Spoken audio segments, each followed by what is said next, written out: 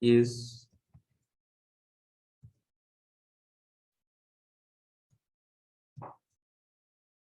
what is AWS? What is AWS? That is in exactly our agenda.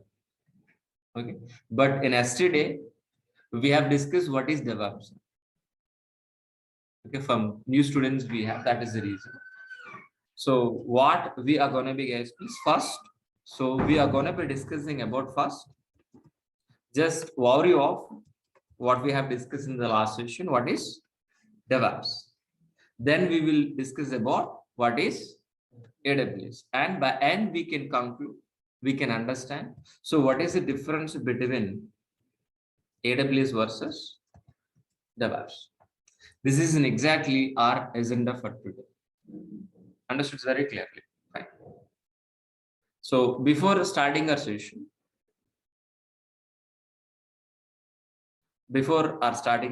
guys, please.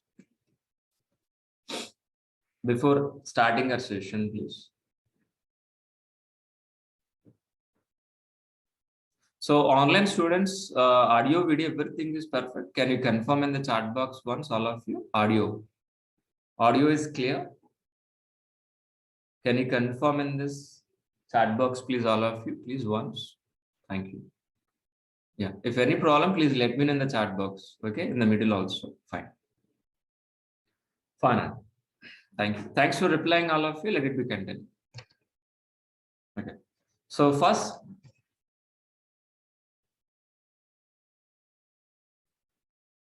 let me introduce myself.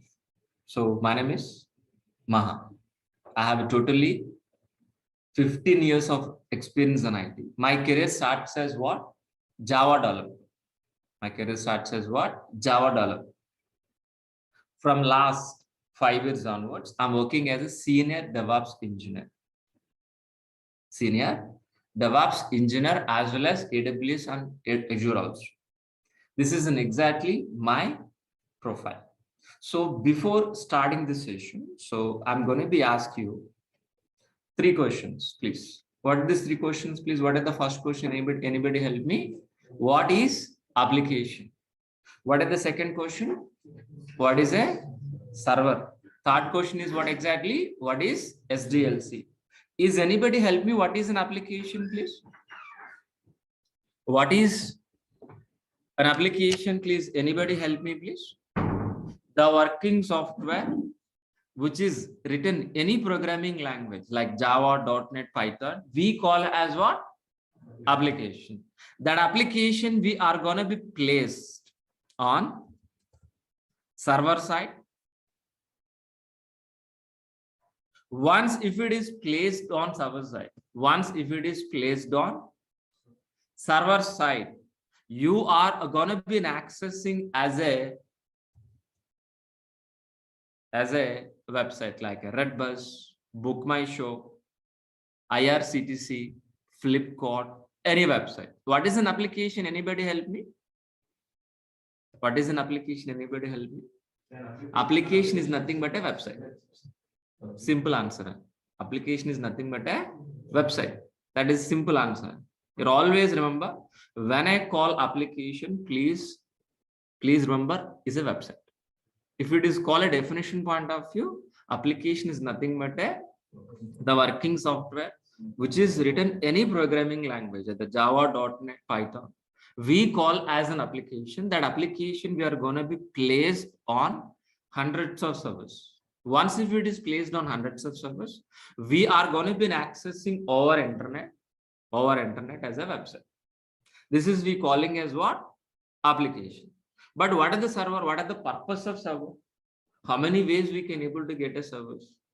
So we can able to get a service either physical environment or a virtual environment or a cloud environment. But so any server for deploying our applications, to maintain our applications 24 hours for a long time without any shutdown. So this kind of service we're going to be handling. And what is an SDLC? Anybody help me? What is an SDLC? What is an SDLC? Software Development Lifecycle. By using SDLC, what we can able to do it? Anybody help me? We can produce websites. By end of this SDLC, we are going to be produce what? Applications. That application we are going to be placed on server side and we can able to access. But in SDLC, we have a several stages and several phases. Several stages and several phases. Which are all the stages, guys? Please, analysis, design, implementation, testing, deploy, and maintenance. So these are all the stages. By following these are all the stages, we can able to produce a website, means application. How exactly, guys, please? How exactly we are going to be? Analysis is nothing but what? Gathering information from the client. For example, if you want to construct the house, we need to gather the information or not: iron cost, cement cost, land cost, how much required, what is everything. We need to gather information or not. The same way. So how exactly this business? It is a travel business. How exactly this business? What kind of business? What exactly client, the business owner is expecting? So as a BA, business analyst, we are going to be gathering information from the business owner, is nothing but a client. How exactly it's going to be login page, how exactly it is registration page, how exactly it is dashboard, which technology, each and every information will be gathered. After successfully gathering information, our architects will be designed. Our architects will be designed. Architect is going to be planning. Design is nothing but what? Plan. So to construct the house, we require a planner. Double bedroom, triple bedroom, apartment. Without plan, we can't be construct the house. Same way, according into the plan, our developers will implement. Our developers will be implement software by using Java or .NET or Python, whatever. After successfully implementing software, whether the software is going to be working, whether the software is going to be working or not, our testers will be verified by using an automation test cases, manual test cases, or performance test cases, what I mean. Once if it is verified, we are going to be deploying on hundreds of production servers. Once if it is placed on hundreds of production servers, we can able to, once if it is placed on access over internet and website. That's it. No. So whether it is working or not, we are going to be monitor and maintenance. This entire process we calling as what? SDLC. SDLC. In SDLC, each and every IT employee is involved. Not only DevOps engineer. It is AWS admin, Linux administrator, developers, testers. We're all together as a team. We're all together. As a team, we are producing a website.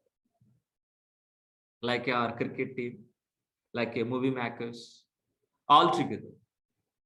All together. If you want to make a movie, so actors required, heroes, actors, editors, understood very clearly. And so many 24 crafts we have. Am I right? But here is actors are what? Developers. But director is DevOps engineer here. Understood? Very simple way understood here. But by end of the day, any IT employee, the developer or the tester or DevOps engineer, we have to produce an application to do business in online.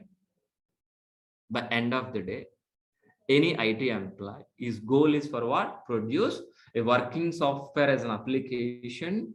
So to doing a business in internet. That is what exactly SDLC. In SDLC, we are going to be implementing our DevOps process. On SDLC, we are going to be implementing our DevOps process. What is the DEV is nothing but what? Development. OPS is nothing but what? Operation. The combination of development plus operation we call as what? DevOps. That means what exactly? What we have understand. That means what we understand, guys, please. Our roles and responsibilities start from where? Dev environment. Ends with where? Operations. That means we are part of coding, build, test, release, deploy, operation. So our roles and responsibilities from coding to production environment. That means, are we going to be writing any coding? That means, are we writing any test cases? No, we are not writing any coding. We are not writing any test cases. Just we are going to be implementing an automated DevOps process from dev environment to production environment. That is exactly our roles and responsibilities. What is it? What is a DevOps? Is DevOps is a technology? No. Like Java, .NET, Python? No. DevOps is a process. DevOps is a process which you're going to be implementing from dev environment to operation. But what exactly it will happen? Developers writing a software or not? Lines of code by using Java, .NET, Python or not? That code we're gonna be placing in from dev environment to production environment. While we delivering working software from dev environment to production environment, make sure whether you are delivering within a shortest time, with the high quality, with low cost is nothing but what? DevOps. So let me repeat this point. So what is a DevOps? DevOps is a process, that to automated process to make it shorten the software delivery into the production environment, and we need to provide with high quality, with low cost. We are going to be placing our applications on hundreds of servers with an automated way, with a transparent way. It is nothing but what? DevOps. But actually, what is the roles and responsibilities? Once if you're stepping into the company, what is the first priority goal? What is the major first goal? Have remembered? Replacing with what? Complex pipeline with transparent pipeline. So when you go to stepping into the company, so you seeing only complex pipeline, an existing process that already developers are working already in existing process. But what we are going to be? We're going to be replaced with what? A manual process with an automated process. The manual process we are calling as what? Complex. But automated process we are calling as what? Transparent. But so complex pipeline, which we are calling as what? SDLC. Why we are calling complex process is this? Why SDLC is a complex? Because if it is a manual process. Because if it is a manual process from analysis to design to implementation, implement testing, it is a manual process. One team to another team, it is a manual process. It is not an automated process. So for example, while implementing this SDLC process, if you got any issue in the middle, any problem in the middle, any issue in the middle. So how difficult to identify this? Due to this manual process, so if you got any issue, easily can able to identify? No one. No, experts are required here. We have experts. If you are hiring experts for this process, definitely we need to pay more salary. Yes or no? That means the cost is increasing or no? So we're going to be deliver in time? No, we can't be. That means the quality is decreased. So what is the point I want to tell you guys, please? Due to the manual process, if you got any issue occur, for identification, it will take long time. For resolving issue also long time. An example which I given was water pipeline. The water pipeline is underground. Somewhere else a blockage. Can able to identify that problem within immediately? No, it is not a leakage, it is a blockage. After identification, can able to fix this within an hour. It will take weeks. Water pipeline. But what we're expecting this? I don't want this complex pipeline, but I want to replace with what? Transparent. If it is a transparent pipeline, how exactly? I want to visualize transparent pipeline. The same water, everything is same, but I want to implement transparent. Once if it is, look at this. If you got any issue here, for example, Any issue, please here. Any issue in the middle, like any problem, any error occur in the middle of this pipeline. By one look itself, where is the problem, can able to see or not? And as soon as possible, can able to fix this issue or not? The same way in DevOps process also. Due to this an automated process, if you got any issue, any problem in the middle, we can able to fix this as soon as possible. It will take time, but it is a very shortest time. And so that is the reason. So we are calling as a DevOps is a transparent and automated process. A transparent and automated process. But actual DevOps transparent pipeline is look like this one. So in our course, we are going to be implementing this diagram. So we're all working for this 4.5 months for this diagram. For this implementing this diagram only, we are going to be spending 4.5 months. So in this DevOps transparent pipeline, we have several stages. Planning, coding, integration, testing, release, deploy, and operation. But in this DevOps transparent pipeline, our roles and responsibilities start from where? Dev environment. Ends with where? Operation. Ends with where? Operations. So that means we are part of, we are not responsible for planning, and the planning is done by BS, business analyst, not by you. We are part of coding, we are part of integration, we are part of testing, we are part of release, we are part of operation.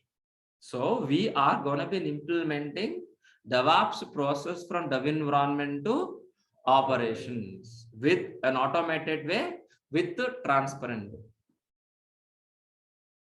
But how exactly, guys, please? Are we going to be writing any coding in dev environment? No. The writing is responsible by whom? Developers. Developer has to write the code by using any programming. Once if it is write the code, who is the responsible person, please? Who is the responsible person to maintain, please? DevOps engineer. What I said very clearly, writing is responsible by the developer. But maintenance is responsible by the DevOps engineer. Once if it is maintained, how many developers we have here, please? A number of developers that continuously writing code or not. But all the code we need to mix, we need to combine, How? Only once? No. So developers are continuously writing the same way as a DevOps engineer, our responsibility continuously integrate. So developers are continuously writing a code. That code automatically we are going to be integrate continuously. Once if it is increase, once if it is integrate, so whether the software is working or not, we need to verify or not. We need to verify or not. That is the reason we are going to be executing test cases, but we are not writing any test cases, which is written by testers, just integrating in this process. If you got any issue, any error, automatically it is redirecting back to the developer. Developer has to fix the issue, again integration, again testing. So this loop will be repeated until 0 errors. Once if it is 0 error, that is we calling as a working software as an application or not. That is the first question which I ask you. If it is in working software, in the software, there is an error that we are calling as a working software as an application or not. Application is ready or not. Can we able to directly placing on live servers? No. We're going to be hard on a particular period of time. That place we calling as a release. That place we are calling as a release. So from particular maintenance window, monthly ones or weekly ones, we're going to be placed with support of all our team members. With support of all our team members, we're going to be placed on hundreds of servers. On a hundreds of servers. On a hundreds of servers. Once if you are placing our application on hundreds of servers, we can able to access our internet as a website. Our job is finished up to here? No. Whether this application is working or not, we are going to be monitor and maintenance. Monitor and maintenance. Monitor and maintenance. This entire process we are calling as what? DevOps process. For implementing this DevOps process, which are all the tools we are going to be learning, guys? Please, anybody help me? Let us list down, guys, please. For implementing this DevOps process, we are going to be using, which are all the tools, guys, please? We are going to be using, let it be low.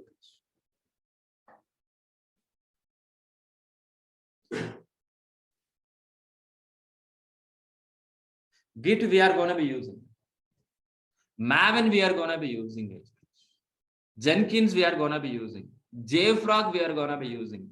SonarQube we are going to be using. Ansible we are going to be using. Chef we are going to be using. Amazon Cloud we are going to be using. Docker, Kubernetes, Vagrant, Negios, Elk, and Terraform. These are all the tools we are going to be using for implementing this DevOps process automated. Got it very clearly? But so for implementing CI/CD, for continuous integration, making working software, continuous delivery for the CI/CD pipeline, we are gonna be using for what? Git, Maven, Jenkins, JFrog, SonarQube. So these 4 tools, these 4 to 5 tools, we are going to be using for implementing CI/CD process. Once if it is deliver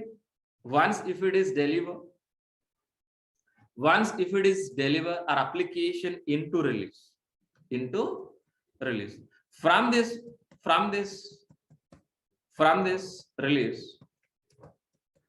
From this release, we are going to be placed on hundreds of servers or no? We are going to be placed in hundreds of servers or no? With an automated or manual way? Automated. So we have hundreds of servers. On hundreds of servers, if you want to create a file, if you want to install a software, if you want to change a file, how exactly, which process we are going to be using, guys, please? An automated process. At a time, I want to install a software. At a time, I want to create a file on hundreds of servers. For that, we are going to be using configuration management. By using configuration management, we can able to replace with a manual process with an automated process. Instead of manually server installing software, at a time on hundreds of servers, we can able to install our software. That we calling as what? Configuration. Configuration is nothing but a setup. Installing, changing files, whatever. But which are all the tools we are going to be using? Ansible and Chef. Ansible is a push model. Chef is a pull model. Understood very clearly. But if you want to automate on hundreds of servers, so we require a servers or no? From where we can able to get it? Understood very clear. So we are going to be an automated process, hundreds of servers, agreed. But from where? We can able to get a servers from physical environment and implement DevOps process. We can able to get a servers from virtualization and we can implement DevOps process. And moreover, we can able to get a servers from cloud. Which cloud we are going to be learning? AWS. Any cloud, we can able to get any cloud, Azure, AWS, Google. If you want the infrastructure, we can able to get any form we can able to get it. On top of it, we are going to be implementing an automated process by helping of Ansible and Chef. Finally, we are going to be getting hundreds of servers from AWS. We are placing our application, our websites on hundreds of servers, cloud servers, by helping of Ansible and Chef. So for my satisfaction, let me repeat this point. It's very important point. So hundreds of servers, getting servers from AWS. After getting servers, on top of 100 servers, we are going to be implementing an automated process by helping of Ansible, Chef. This is very important point. But so we are going to be placing our application on where? AWS cloud or not? Not only placing, not only deploying hundreds of servers, not only placing our website, not only deploying our application AWS, we can able to place our application Docker container also. Docker container. What is a Docker container? Something like storage. What is a Docker container? Very simple form. Container which contains software. Easily deploying a website. If anybody asks you what is a Docker container, what is our answer? We can easily place our websites. That's it. That is the answer for you. But if you ask me definition, Docker container is a isolated area. It is specifically deploying our website or applications. Sir, what is an isolated area? Separate. For isolation, what? Separate meaning is what? Synonym? Separate. Docker container is a isolated area, means separate environment. On top of it, we are going to be placing our websites. Example, we are sitting in this room. This room is isolated or not, all of you? Yes, sir. By helping of these 4 walls, ceiling and ground, 6 sides. By helping of these 6 sides, this room is isolated or not? On top of it, in this room, we are conducting DEVOPS classes or not? We're conducting DEVOPS classes in the same way. Docker container is an isolated area, which is specifically placing our applications. Example, containers. Example, containers, please. Example, please. This container.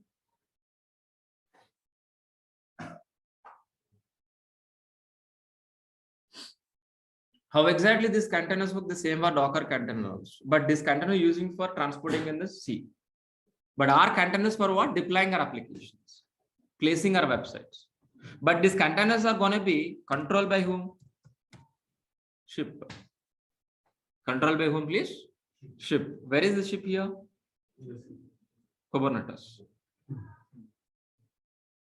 Understood? It's very clearly. So the Docker containers are managing or controlled by whom? Kubernetes. So if we see the Kubernetes symbol, logo, if we can able to observe, sea color is what? Blue. What are the steering of ship? Same like that.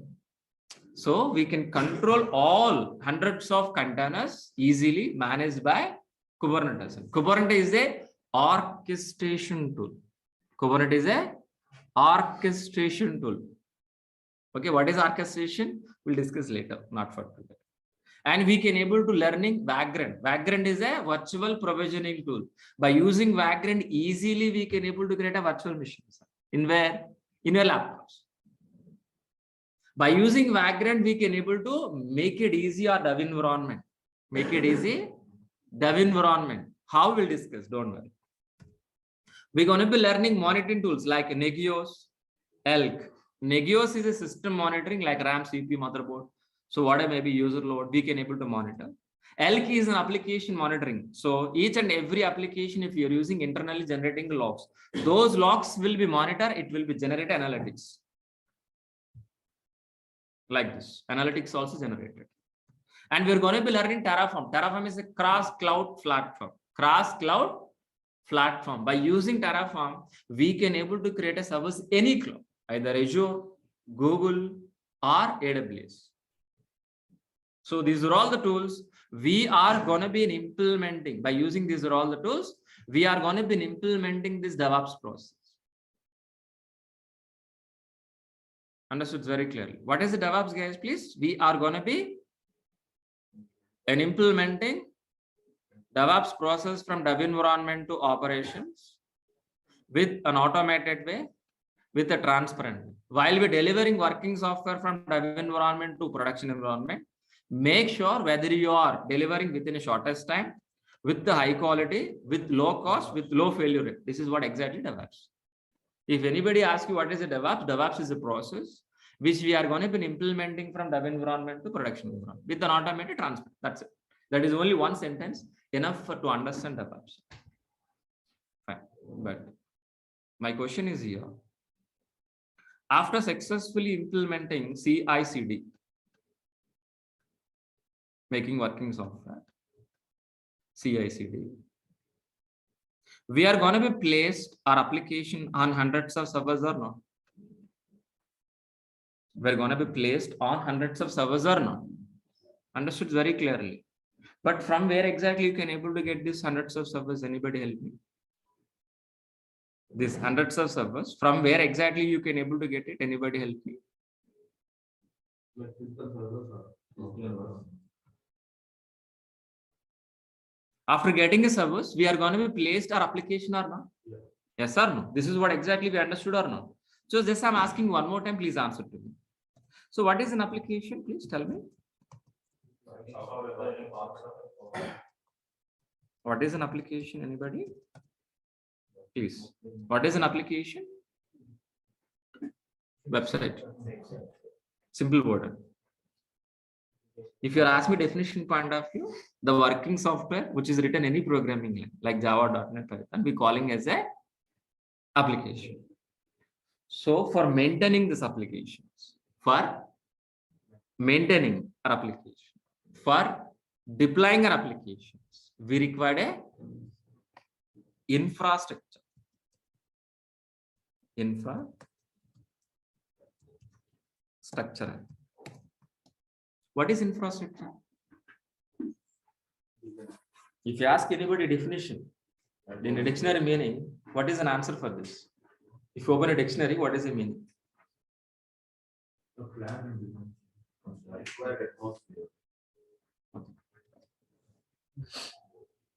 What is infrastructure? For example, to conduct this classroom, what kind of infrastructure is required? TV, laptop, internet, chairs, fans, my mobile, to specifically my water bottle also. Power also.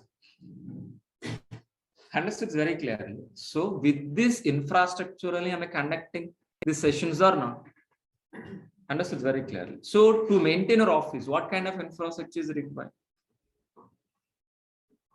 So office tables, computers, software, water bottles, AC, files, pens, whatever may be. So for that infrastructure, by using that infrastructure, can able to maintain our office or not? But my question here is, for maintaining our application, what infrastructure is required? Understood the question very clearly right now. What are the question I'm asking, please? For maintaining our applications, for deploying our applications, what kind of infrastructure we require? The first most infrastructure is server zone.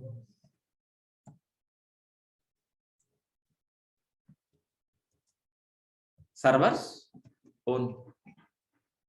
The next most infrastructure is what? Networks. Then third one is database. The fourth one is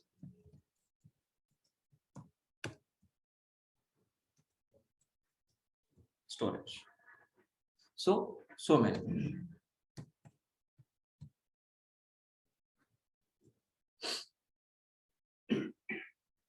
So many. But these four are major infrastructure. These are all four major infrastructure. I'll repeat this. Application is nothing but what? Website. For maintaining this website, we require an infrastructure. What kind of infrastructure we require? Servers, network, storage, database. My question is to specifically after this, how many ways we can able to get this infrastructure? You know the answer, please answer to me. How many ways to get infrastructure?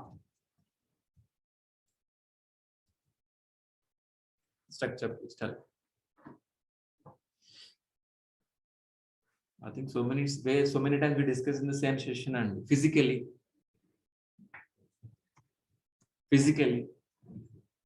Virtualization, environment, talking about environment, physical environment, virtual environment, and cloud environment. But the question is here is, what is the cloud? So specifically,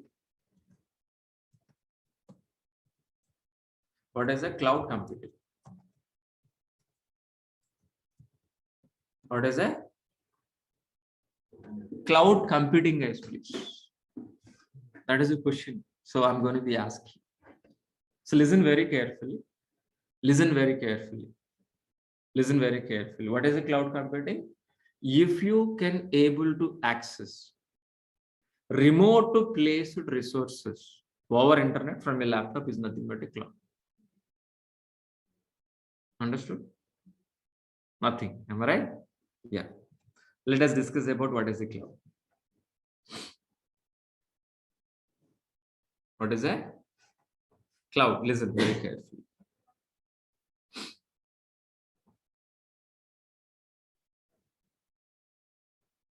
Yeah. What is a cloud computing, guys, please? So if you can able to access the remote placed resources over internet from a laptop is nothing but a cloud. So what is a data center first? Please tell me. What is a data center, please? Huge computing power. Huge computing power. Huge computing power keeping in a rack wise in a big room, we calling as what? Data center or no? Huge computing power keeping in rack wise in a big room, we calling as a data center. This data center is located in globally. In Mumbai, in Hyderabad, recently they're going to be launching into the Vizag also. In US, in Singapore, UK, in London, Sydney, globally, AWS people are expanded their infrastructure globally. So these data centers are existing physically. We can able to see like our building. How exactly we can see this building physically with your eyes, these tangible things. The same way the data centers are available. In Hyderabad also we have this data center, Amazon data centers. In US also we have. In Singapore also we have. Understood? From these data centers, if you can able to access a server, a network, a storage, over internet from a laptop is nothing but a cloud computing. That is a statement I given. What are the statement, guys, please? So the remote placed resources, any infrastructure, either servers, network, storage, databases, if we can able to access over internet from a laptop is nothing but a cloud computing. It's nothing but what? Cloud computing. Any cloud, either Azure, Google, or any cloud is a rental based resources only. We are not buying anything. We are going to be getting infrastructure as a rental based, pay as a service, which is better for you. Build and use and select then use. Which is your favorite thing is out of these two? Construct then use, or else ready-made thing and use it.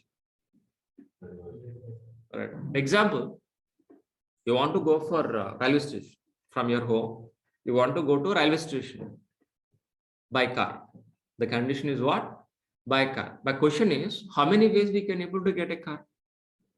Owning a car. Only car. Owning a car, our own car, and renting. Two ways.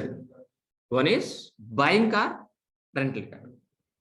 Buying car or rental car. I want to go by car only. But how many ways we can able to get a car? Two ways. One is buying car, rental car. If you want to buy a car just for reaching a railway station, really are you going to be buying a car? Just for reaching a railway station, really you're going to be buying a car. If you want to buy, how much amount you need to spend? Minimum 10 lakhs. You require driving license, you require pollution check, RC copy. Finally, you don't have a driving, you need to hire one driver, monthly maintenance. After reaching a railway station, where you park the car, a lot of issues. Instead of that, if you book a Wala cab, within 10 minutes, the car is available at your doorstep. without worrying about all these things. Just getting into the reach railway station, what is the tariff you can pay? Maybe 300 to 500 rupees. So instead of spending 10 lakhs, are you going to be spending 500, which is easy for you? So our purpose is what? Just for reaching railway station. Our purpose is fulfilled or not? The same concept here also. Just for deploying our application, are we going to be buying a server? We're going to be go for what? Rental servers. From where? Cloud. Understood very clearly? Cloud is a rental based infrastructure for deploying our applications. What kind of infrastructure we require, we can able to get it easily. Based on usage, we are going to be paying rent for every month. This is nothing but a cloud. This is nothing but a cloud. But which are all the clouds available in the market leading? Azure is, AWS, Google. But which cloud we're going to be learning? AWS. AWS is the first cloud service provider. AWS is a first cloud provider. In AWS, we're going to be learning these many models: VPC model, EC2 model, RDS model, S3 model, VPC model, EC2 model, RDS model, and S3 modules. Each module will take minimum 2 weeks. Understood very clearly. Totally 7 weeks it will be complete this diagram. It is a high-end diagram, which we have experienced DevOps in DevOps transparent one diagram, high level diagram. The same in AWS, it is a top and highest diagram. In this, we are going to be learning 4 modules. What is the first module, guys, please? VPC. VPC is nothing but what? Network. EC2 is nothing but what? Computing power. Servers. RDS is nothing but what? Databases like Oracle, MySQL. S3 is nothing but a storage. It is online storage. Okay. What I said very clearly, let me repeat, please. EC2 is nothing but what? Servers. VPC is nothing but what? Network. RDS is nothing but what? Database. S3 is nothing but what? Storage. But what is a VPC? What is a VPC? Virtual Private Cloud. Virtual Private Cloud. Virtual Private Cloud. If you are visiting any office, we have a network or not, a physical network or not, connecting with this kind of internet cables. Connecting computers with a internet cable, that is we calling as a physical network. The same kind of network we are going to be getting from cloud. From cloud. Cloud in a virtual form is nothing but what? VPC. I'll repeat this. So we are going to be getting a isolated, a office kind of private network. We are going to be getting from where? Internet. Cloud is nothing but a internet or internet. So in a virtual form, if we can able to access from your laptop is nothing but a VPC. Like for example, so AWS can able to anybody access, you or me, anybody can getting into the AWS, but we can able to have a private network, private sections. So your VPC, my VPC, your friend's VPC. Example. So can able to getting into any TCS company, can able to access your TCS or HCL company laptops or servers from outside world, can able to? Is it secure or no? The same way, we can able to get that kind of network in cloud also. For example, this network for what? TCS. This network for what? HCL. These are all the companies are using AWS cloud only, but AWS providing a secure network. So this network only dedicated for what? TCS. This network is dedicated for HCL. Understood very clearly. How exactly your office kind of network, but we can able to get to our internet in a virtual form instead of physical. I hope you people understand. Without network, we can't keep it any mission. Even my laptop also, without network, can able to keep in this laptop. Can able to conduct this an online session without network? No. The same way, servers also. Without network, we can't be exist any server. First, we need to establish network. On top of it, we are going to be keeping our servers. If you want to servers, from where exactly we can able to get it? EC2. EC2. Cloud means what? Internet. Computing power is nothing but what? RAM, CPU, motherboard. These are all we calling as a computing power. That's what we calling as a computer. In elastic form, what is elastic means? Flexible, expandable, increasing, decreasing kind of thing, and flexible things. So we are going to be getting a service from cloud in a flexible kind of thing. This we calling as what? EC2. Based on customer load, we can able to increase the servers, decrease the servers automatically. That we are calling as elastic. So 1E, 2C. That's what? EC2. By helping of EC2, we can able to get a servers or not. So which are all the components available in a laptop? The same components available in server also. RAM, CPU, motherboard, RAM. These are all the resources having in a laptop also or not. But same kind of resources in server also. But laptop is only for home purpose. Server is for deploying applications. For example, I want to deploy Maha Sir application. I want to deploy Maha Sir application. And how exactly, please? First, you need to establish network. We need to create one virtual network in the cloud. Once if it is create a network, on top of it, we are going to be creating a servers. On top of the server, we're going to be placed on our Maha Sir applications. Maha Sir application. Once if it is placed Maha Sir application, we can able to access our internet as it is like this. Same way.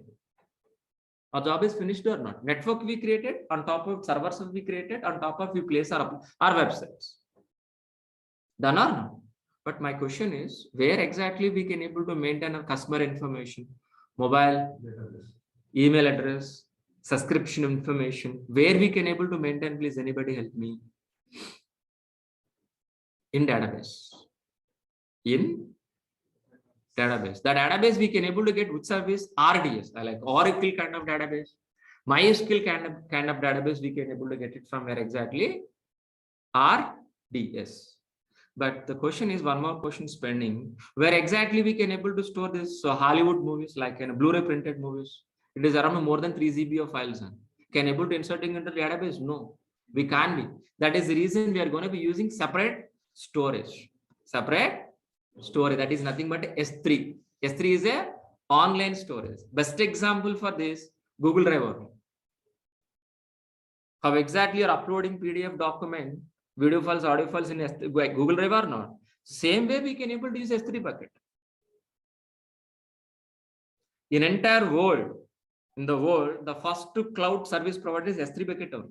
Then only remaining. So by helping of these all the services, we can able to get infrastructure, either network, storage, or database, whatever may be. On top of this infrastructure, we're going to be implementing our DEVOPS process. I'll repeat this point. By using AWS, we can able to get this infrastructure. On top of this infrastructure, we are going to be implementing an automated transparent pipeline by using DEVOPS. When you are going to be implementing this DEVOPS transparent pipeline, we are going to be using these all the tool stack.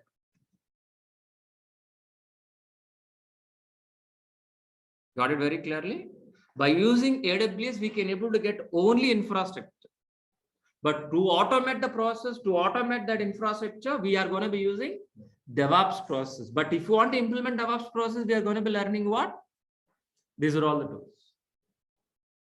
This is exactly what is DEVOPS, what is AWS. Got it. So before taking your questions, so let us revise my course overview. Let us revise my course overview.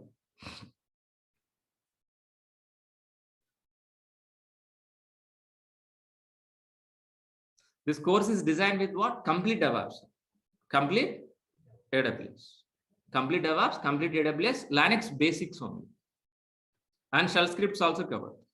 So total duration of this course is what? 4.5 months. Please. Linux basics I will be covered. Shell script I'm going to be covered. No programming like Java, .NET, Python not required to learn to join this course. You require a laptop to practice daily. Freshers can join in this course. Experience also can join in this course. Any graduate, BSc Computers, BTech, MTech, MBA, any graduate can join in this course. So if you join in this course, which are all the benefits, guys, please? Daily class recordings will be received via Google Drive after payment. After payment. So up to, from date of registration, 11 months access, it is officially, unofficially lifetime. If you ask your admin, they say only 11 months, but I never ever delete any video, you can access. Resume preparation, yes. Interview question and answers. 4 live projects will be covered, including this course duration, not separate time. 80% of soft materials, yes. Our course starts with very basic level and finish with an advanced. Each and every session is a practical. Don't expect like a PPT presentation like this. We're going to be do practical things. What I'm going to be deliver in the session, you need to practice on a same day. On a same day. Daily, 1 hour we're going to be spending. And 2 hours per practice. Totally 3 hours you need to spend for a day. What I'm delivering in the class, you need to practice by. I'm going to be share recording session. You need to practice. If you need doubt, you can able to class with me. Still, if you can't talk to me, or else share your screen. I can able to resolve your queries also.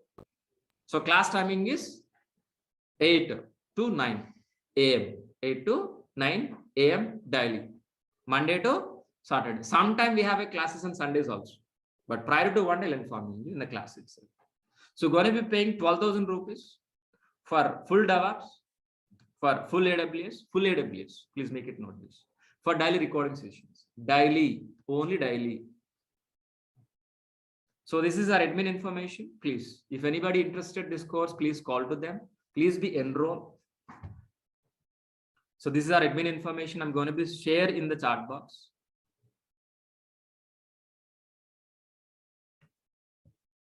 So this is the course content link. I'm going to be sharing the chat box. Please be. So just if you copy paste this link, just to copy paste this link in the chat box, or else any browser. So it will be redirecting into our drive. So the first document is what exactly? Course worry, which I have discussed right now. The second document is what? What exactly? DevOps content. The third document is what? AWS content. Please revise this once, because if we can't discuss which are all the topics in demonstration, it will take 1 week demonstrations. I don't want to waste your time. Got it very clearly. Please revise what I'm going to be discussing in 4.5 months. So 20 pages of DevOps content, 20 pages of DevOps content, 10 pages of AWS content. Please revise this content. Okay. So each and every student, I hope you will receive this content. Offline student, by end of the session, you can able to take it. So I hope you understood very clearly what is exactly for today's session. So today the second demo. So overall option last session. Please be access. Please be go to YouTube. So please go to the YouTube channel. YouTube. Overall miss last session, online students or offline students. So go to the YouTube.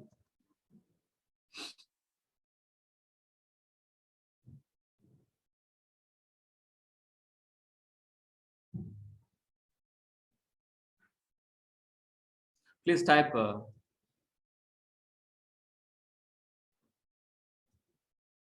Durga Soft. Click on Durga Soft channel. Click on videos. In the video somewhere else.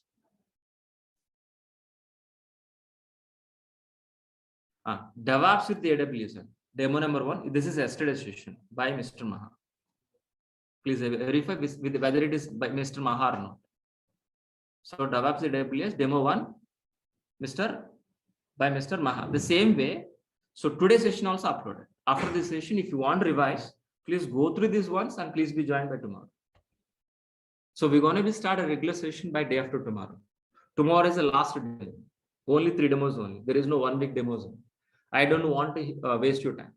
And day after tomorrow onwards, our regular session will be started. Who are interested, please be enrolled today or tomorrow.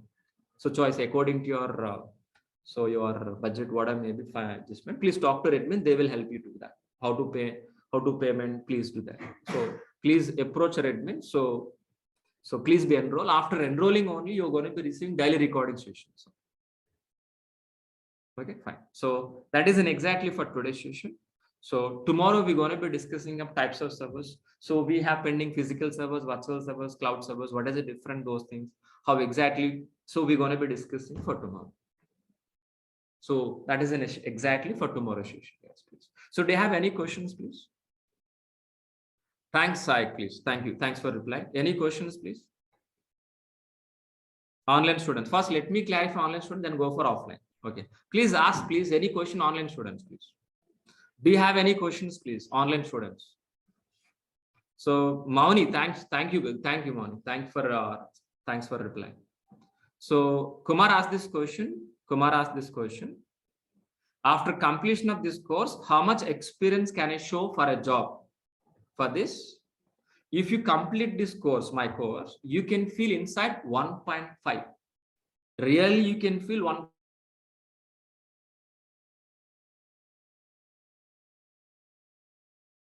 2 4 years. 3 years to 4 years you can manage.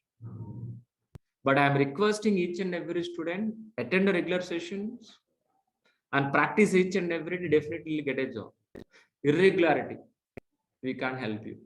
Without practice, simply sitting in the classes, you can't be get it. Please, regular sessions attend and regularly practice. Easily can go through that. So Anil, so please talk to admin. That is admin question. Please talk to admin once. Definitely, I said very clearly. Resume preparation. I'm going to be helping you. How to pay the fee? Please, I shared all your admin. Say, I'll display on the screen. Please be get it out, please.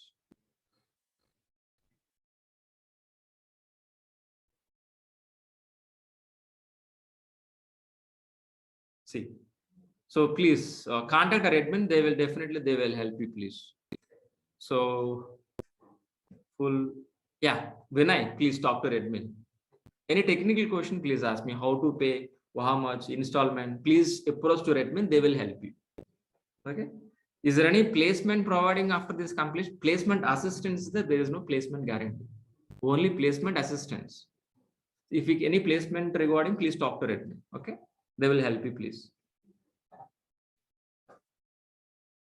Mauni, please talk to admin. They will arrange a conference call. I will talk to personally. Mauni. So at 2 o'clock or 3 o'clock for today, please call admin. They will arrange a conference call, Mauni. I will talk to you personally for your career guidance, definitely. So Raj, please, sir, for doubts, clarification, can I join offline? Yeah, you can. Offline, online student, for example, who are available nearby in Hyderabad. So Monday to Friday, join online. Saturday, come and meet me, clarify doubts with the lappy. Without lappy, don't come, please.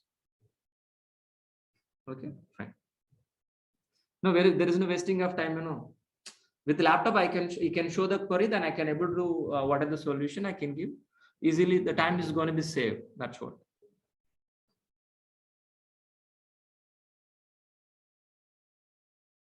Please, Rahul, I already shared. Please, 1 second. This is course content link. Please, I shared one more time. Please be.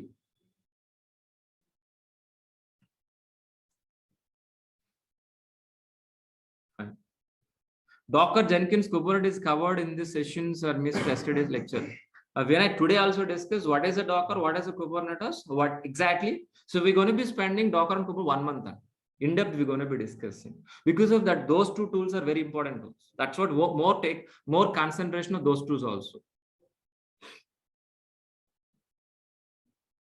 So we are going to be using cloud machines. We can practice in virtual machines also, not required. So happily we can able to practice in AWS. How I will teach you, don't worry, in the coming sessions. Definitely. You can come and meet me after the course also. After completion of the course also, if you want to meet me, if you want to clarify, yeah, definitely I will available. Don't worry.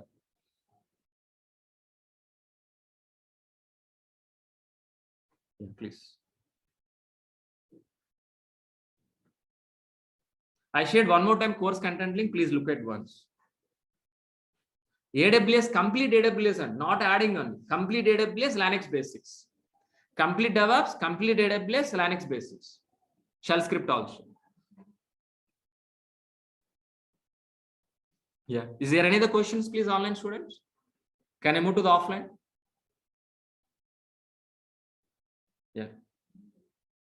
Parallelly, no. It is a sequence. One after another only. If you're teaching parallel, what will happen? It can't be practiced. That is the reason, sequence, one after another. Only daily one class only. You're going to be attending my sessions only one class, not two sessions.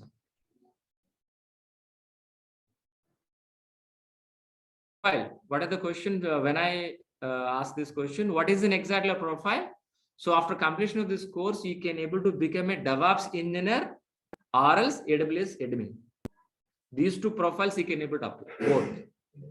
AWS admin in resume you can able to keep, as a AWS admin or else DevOps engineer. Fine. So if you don't want to continue as a DevOps engineer, if you want to go for only AWS admin, yeah, I can go ahead. That much of syllabus it covered. But if you want to keep a DevOps, you definitely should learn the AWS. For example, A, B, C. Example A, B, C. For learning C, compulsory you need to learn A, B, C or not, A, B or not. You need to complete first A, then B, then C only. If you want to stop at B, not required C, am I right? The same concept. So how many days? And I think 45 days more than that. That means almost 8 weeks. 8 weeks, 7 to 8 weeks. AWS itself. Solution architect. AWS, we're going to be discussing 3 ways. AWS, we're going to be learning 3 ways. Totally 4 ways, but we're going to be discussing only 3 ways. First, graphically, we're going to be learning. CLI, commands, we're going to be learning. And file, we're writing a file and execute files, we're going to be creating infrastructure. 3 levels, not a 1 level, not a graphically, sorry. We're going to be spending for time 3 ways. One is graphical, CLI, and CF, CloudFormation, command line also we're going to be learning. But SDK, software development kit, SDK, software development kit, we are not learning. Because of that, Java is required, .NET is required. I don't want to learn Java here. Sorry, it will take 1 more year. Fine. I'm going to be explain architecture, every tool, yes, in depth. For example, Ansible, we're going to be discussing. So we're going to be start very basically. What is Ansible? And each and every function, each and every feature. And practically also, not a theoretical explanation, practical explanation. By end of the tool, end of the module, we'll do one real-time project. For this, it will take 3 weeks for tool. Ansible itself 3 weeks. Chef itself 3 weeks. CACD itself 3 weeks. Docker Kubernetes 4 weeks. Means 1 month. AWS 7 to 8 weeks. Please calculate accordingly. Okay. So we can't skip, we can't be trimmed. Sorry. There is no fast traction. So 1 month, 45 days, no, not possible. For example, if you want to gym, if you want to go for a 6-pack, so 1 month it is possible, really. If you can make it, definitely I can make it is 1 month. Understood very clearly. It is not possible or not. The same concept here also. Fine, thank you. Thanks a lot. Thanks for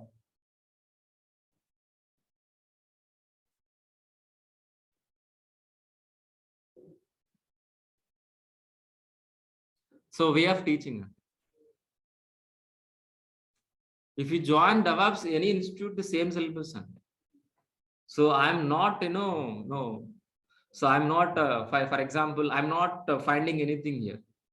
What exactly DevOps? Easy to weigh.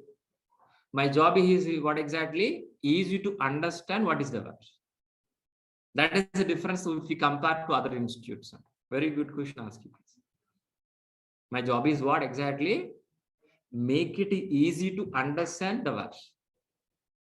That is the difference. Classes are very easy to understand, very slow. Not very slow, but medium. Even non-technical student also can understand my classes. It is not fast.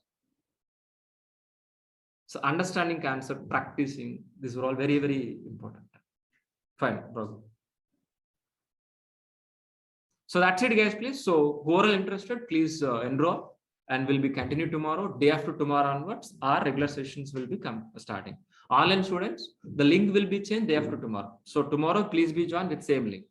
But day after tomorrow, who are all paid only will get the link, new link, and please be joined day after tomorrow. So even offline also. That's it for today. So we'll be continued by tomorrow. Thank you. Are we using any applications? We are going to be using so many applications, please. Winky. So Tomcat, Java applications, web servers, database servers, we're going to be learning all together. Slowly. Thank you. Thanks a lot. Thanks, buddies. So we'll be continuing.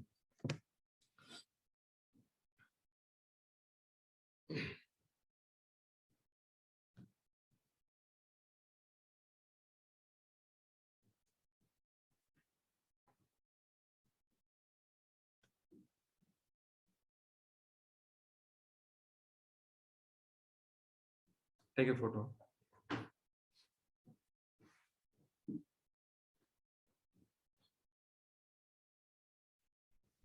So before starting the session, so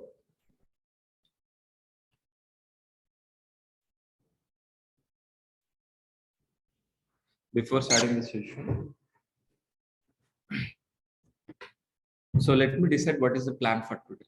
So today, our focus is only what is DevOps. That is only one thing we are going to be discussed for today only.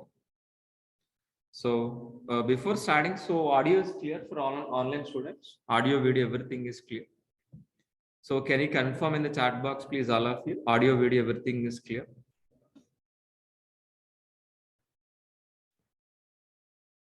So please, can anybody reply in the chat box? Just say hi, something. Thank you. Thanks for replying, all of you. Thanks for replying, all of you. Fine. So today our focus is only for what? DevOps. What is DevOps? We are going to be discussed for today. In tomorrow, we are going to be discussing about what is AWS. What is AWS and DevOps versus AWS. So today we're focused DevOps, tomorrow AWS and AWS versus DevOps. That is in exactly tomorrow day. So before starting this session, and let us course overview. What is this course? What exactly we are going to do? Let us course overview.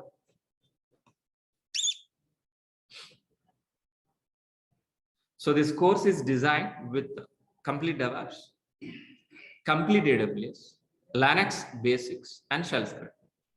So these four will be covered in this course. The total duration of this course is 4.5 months plus, not as minus, it is plus 1 week or 2 weeks plus or minus.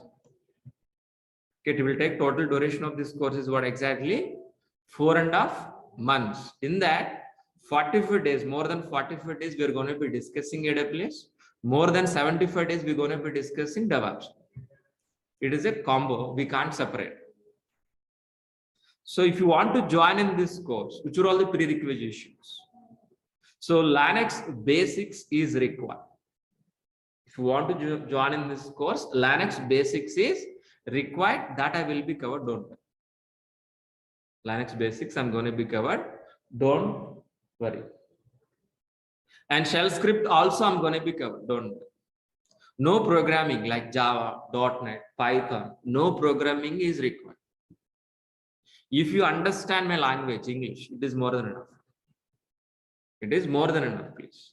Laptop is required to practice every day. So minimum, so 10 Pro, Windows 10 Pro, 4 GB RAM is minimum, but I recommend 6 GB. i3 is minimum. So this is an exactly or laptop configuration. So who can join in this course? Yes, freshers can join in this course. Yes, freshers can join in this course. Experienced students also can join in this course, like developers, testers, AWS admins, Linux admins, Windows admins, DB administrators, any non-IT like a chemical background, mechanical background, any degree passed out, any non-IT students also can join in this course. Graduate, any graduation is must and should. Any graduate like BTech, MTech, MBA or a BSc computers, any degree is minimum qualification. So if you join in this course, which are all the benefits? If you join in this course, which are all the benefits, guys, please? So daily recordings will be provided. Once if you payment done, you will daily recordings will be received. After this class, some students may remember, some students may not be remember. Got it very clearly. But after this class, by seeing this recording, you can able to practice. My intention is providing the recording for practice only, not for saving somewhere else, for not sharing. It is student helping only. Then after reading, after attending classes, after watching video, after completion of practice, still if you have any doubts and clarification, I can clarify in the next class. Our motto is not attending classes and practicing. Okay, that is very, very important point. Resume preparation after completion of this course. Resume preparation, I'm going to be helping you. Interview question and answers, I'm going to be providing. Okay, 4 live projects will be covered, including in this duration 4.5 months. It is not a separate. Don't expect any separate projects. Course itself inbuilt, I'm going to be covering 4 live projects. For example, Ansible module, any module. So we're going to be start with what exactly basics understanding to advanced, then end of the module we'll do one project. That is a model of our classes. Okay, fine. 80% of soft material I'll provide, not hard copy, soft copy. So our classes start from where exactly? Very basic level. Each and every student can able to understand very easily, even non-technical students also. And it's going to be finished with an advanced level. So each and every class gonna be explained theoretically, understand the concept. The same thing will be reflected in a practical on the same class itself every day. That you need to practice. You have to promise yourself practice 1 hour for a class, minimum 2 hours to practice. 3 hours per day you need to promise yourself before joining in this course. And after completion of this course, you will receive a course completed certificate for only freshers. Experience also get it, but don't mention anywhere. You know very well what is that. Got it very clearly. So after completion of this course, you will feel 1.5 years of experience and real experience. You can feel inside. That you can manage in your resume, that you can manage after getting a job up to 3 years or 3.5 to 4 years also. Okay, fine. So daily you need to attend the 1 hour class. It's enough. Only 1 hour. After the class, I will clarify questions and doubts also. 1 hour is more than enough. 1 hour is equal to 5 hours per day. If it is increased 15 minutes, it's going to be increased 1 more 2 hours. Okay. So completion of classes doesn't matter. We can complete within 1 month also. But we need to practice. That is what 1 hour. It will take 4.5 months duration. So our classes are Monday to Saturday. Our classes Monday to Saturday. Sunday also sometimes we have maybe monthly once. Sunday also we have a session monthly once. prior to one day, I'll inform you. Prior to one day, if it is Sunday, Saturday, or Friday, I'll inform you whether we have a class this Sunday or not. Okay. So you are going to be paying 12,000 rupees fee. You're going to be paying 12,000 rupees fee for what? Full DevOps course, full AWS, not for introductory way, full AWS, full complete course, and daily recording sessions also. You're going to be paying for what? Daily recording sessions also. And if you want to contact with admin, please use this information. Please use this contact our admin, contact information. I'm going to be sharing the chat box. Online students, please be get it and make it somewhere else save. And what exactly we won't be discussing 4.5 months. What we are going? What exactly, guys? Please, course content link we need to require or not. So I'm going to be share this link, course content link. In the chat box, please be used that. If you copy paste in any browser, that link, you can able to see the course content link. Okay, first one is what first document is exactly what is a course overview, what exactly which you have discussed right now, same thing only. But after the class, you can revise once again. Okay, fine. The next document is DevOps content. What exactly we are going to be discussing in DevOps, please look at once. It is totally around maybe 20 pages of DevOps content. Please. 20 pages of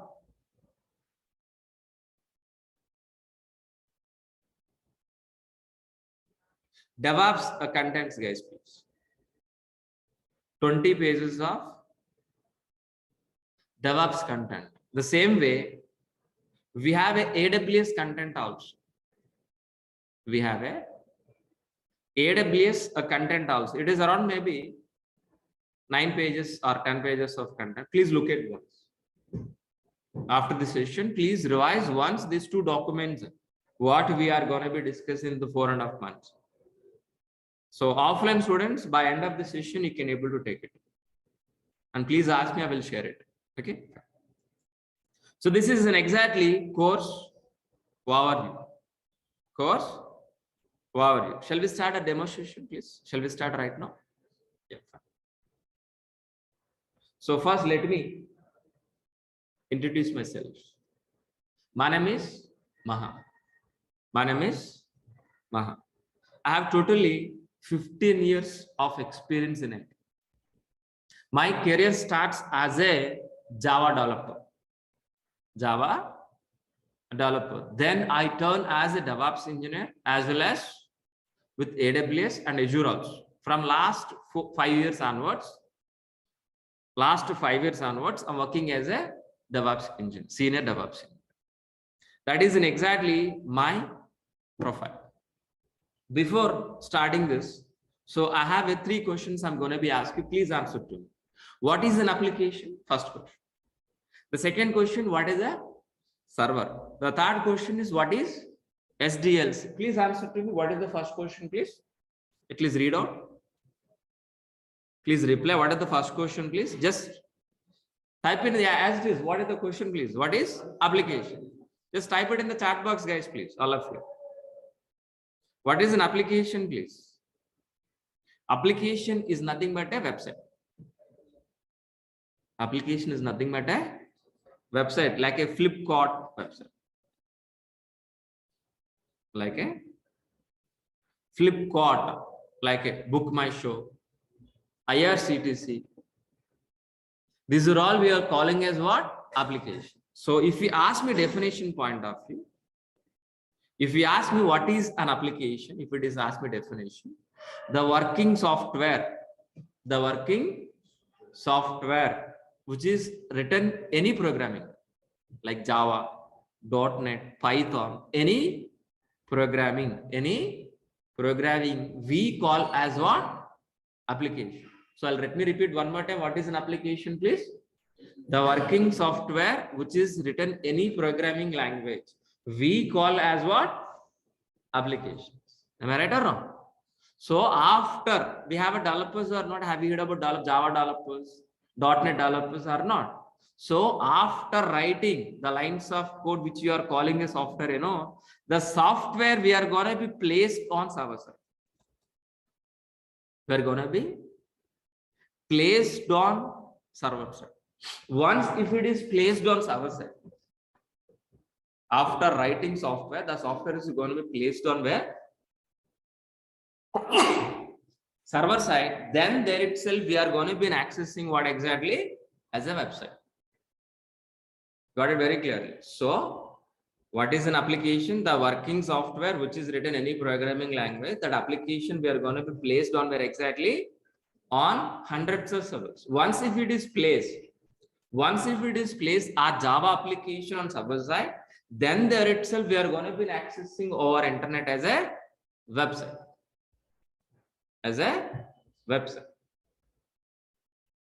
Got it very clearly? What is an application we understood?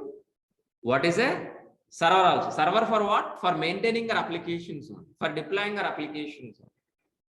But what about next question is pending, guys? Please tell me. What is SDLC? So what is SDLC, please? How many people aware of this? How many people know about this? Online students can able to reply. How many of you know about this? How many of you know? How many of you don't know? Can you reply, please? If you know, say yes, sir. I know it. If you don't know, so no, I don't know. Can you reply in the chat box, all of you? Can you reply, guys, please, all of you? What is SDLC? Who knows? Who don't know?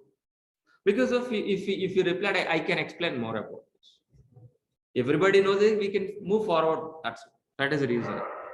I think somebody's know, somebody's don't know. But let us discuss about this. What is SDLC, guys, please? SDLC in the sense of what? Software Development Lifecycle. SDLC is nothing but what? Software Development Lifecycle. By using SDLC, by following SDLC process, we are going to be produce a software. By end of this SDLC, we can able to produce a software. The software we are going to be placed on server side. Then we are going to be accessing as what? Application. Understood very clearly. In SDLC, we have a several stages and several phases. In SDLC, we have a analysis, design, implementation, testing, deploy, and maintenance. We have a several stages and several phases. So let us understand what is this role. Let us understand what is role, the phases and stages. For example, I want to build a Flipkart kind of applications. I want to build a Flipkart kind of applications. Can able to build this overnight? Within a day, overnight, can able to get this Flipkart kind of applications? Please tell me. No, we can't be. So I'm going to be asking you one more question. Please answer to me. Can able to build an apartment overnight? Within a day, can able to build? No. The same way we can't able to build our websites also. If you want to construct the house, we need to follow so many stages, and it will take 6 months, sometime 1 year also. We need to follow so many stages. Then only we can able to complete what? Our apartment or home, whatever. The same way our website also. If you want to construct, if you want to build this Flipkart kind of applications, we need to follow these all the stages. What are the first stage, guys, please? Analysis is nothing but what? Gathering information from the client. Who is the client here? Flipkart. What exactly this business? So whether it is required, how exactly login page, how exactly registration page, what is the payment gateway, what is the search page, How exactly tracking customer? Each and every information will be gathered from the client. Based on gathering information,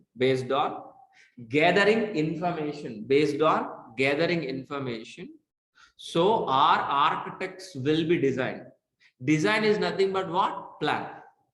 Design is nothing but what? Plan. According into our plan, our developers will write the code. Either maybe Java code or .NET or Python, any programming, our developers will implement the software.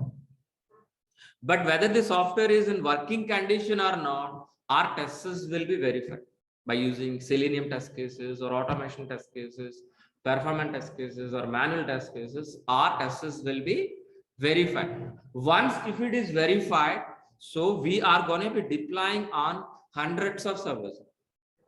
Once if it is deployed applications on hundreds of servers, we can able to access our internet as a website.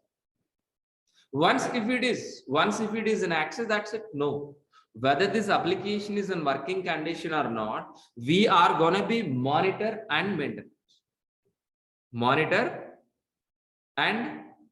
maintain.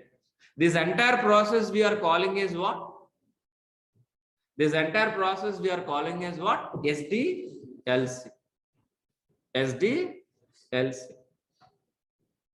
In this total process, so we have a developers, we have a testers, we have AWS administrators, we have a Linux administrators, DB administrators. If you are IT profile, if you are doing an IT job or any profile, any platform, you are part of this SDLs, including DevOps engineer also. If you are working in IT software, you are part of this. Maybe developers are working on where?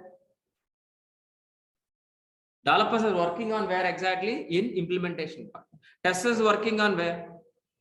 Are DB administrators, DevOps engineers, AWS engineers, Linux administrators.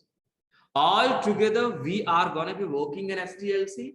By end of the day, we are all not a DevOps engineer, and we're all either developers, including AWS engineers, DevOps engineers, Java developers, .NET developers, or we are all together. We are going to be involved in SDLC. By end of the day, we are going to be produce a Flipkart kind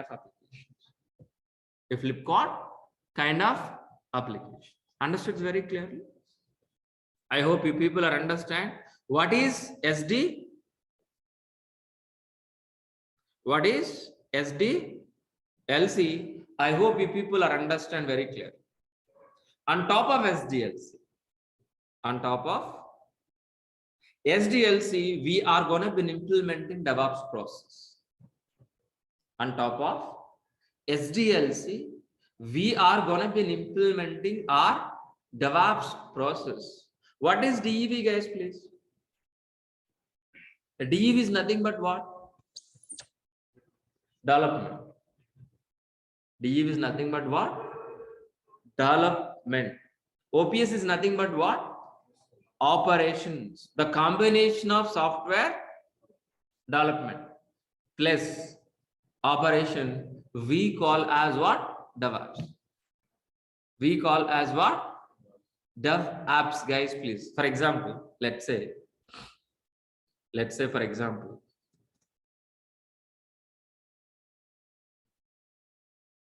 in SDLC, we have several stages and several phases, which you already discussed. Am I right?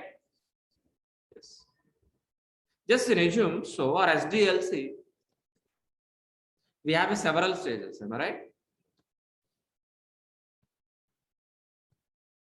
It may be developers are working here. Maybe testers are working here. Maybe it is a pre-production.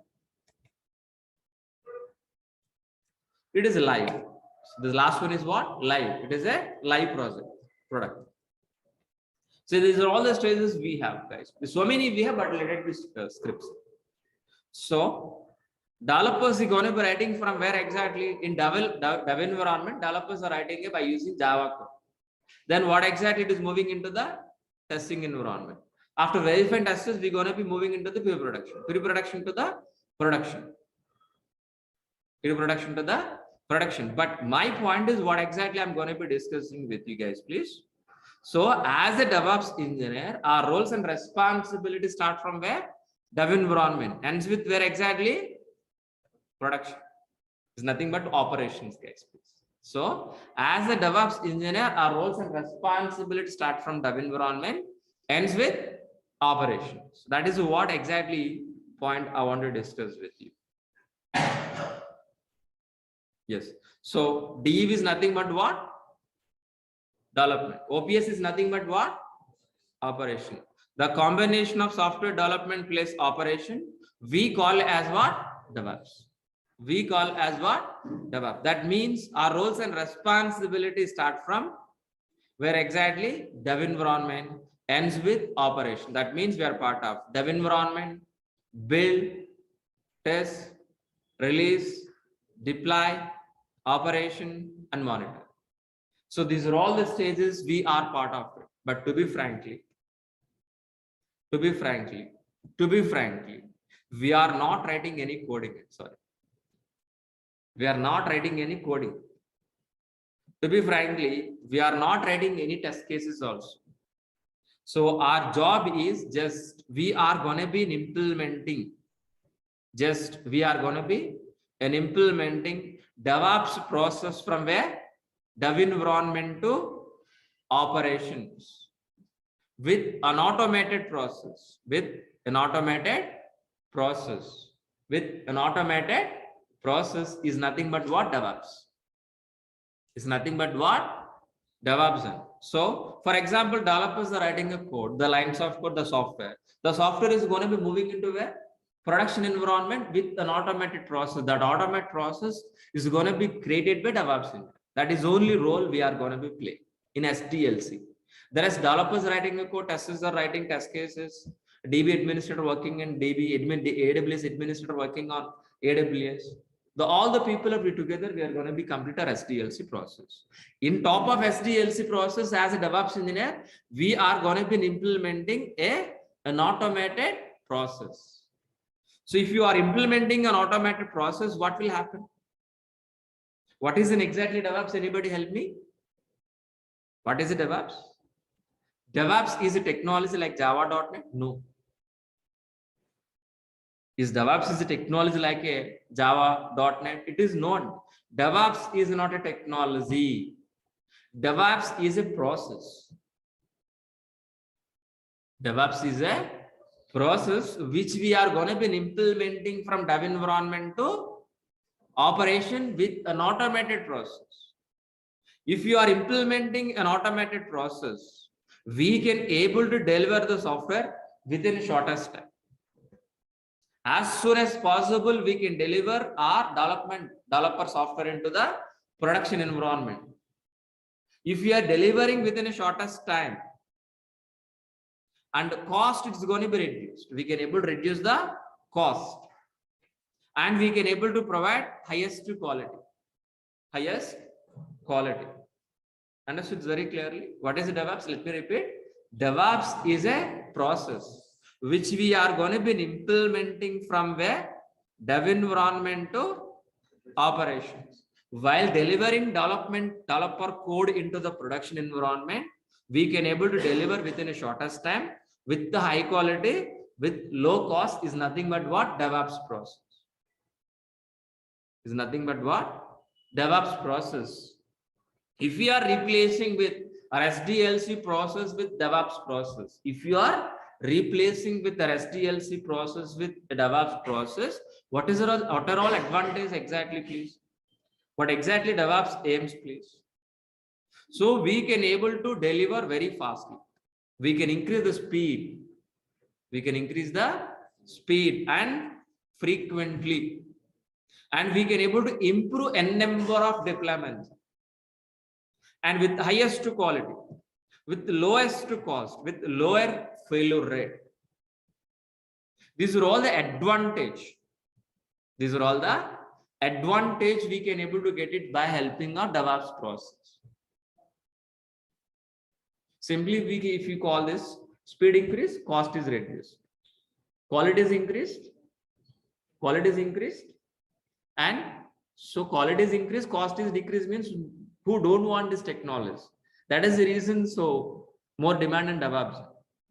Understood very clearly. If you go for any shopping mall, so Pepe jeans or any pant and shirt is buying, instead of 2000 rupees, if you're getting 200 rupees, you are happy or not? Are you going to be saving our expenses or not? The same concept. Fine. Fine, please. So, but whenever after getting a job, if you are, what is an exactly roles and responsibility? Once if you are getting a job, what is an exactly roles and responsibilities, guys, please? So as a DevOps engineer, we are going to be replaced with a complex pipeline with a transparent pipeline. Sir, what is a complex pipeline? What is an exactly transparent pipeline? We should understand or not? So first we should understand what is a complex pipeline. Then we're going to be understand what exactly transparent pipeline. What is an exactly complex pipeline? Our SDLC process is a complex pipeline. We know very well SDLC or not? We have discussed already. What is SDLC? SDLC is what? Complex pipeline. What is a transparent pipeline? DevOps process. Very simple. So we understood very clearly what is SDLC. We understood very clearly what is DevOps process. So we are going to be replacing with what? Our SDLC process with what? DevOps process. Why we are calling SDLC as a complex? Because if it is a manual process. It is not automated.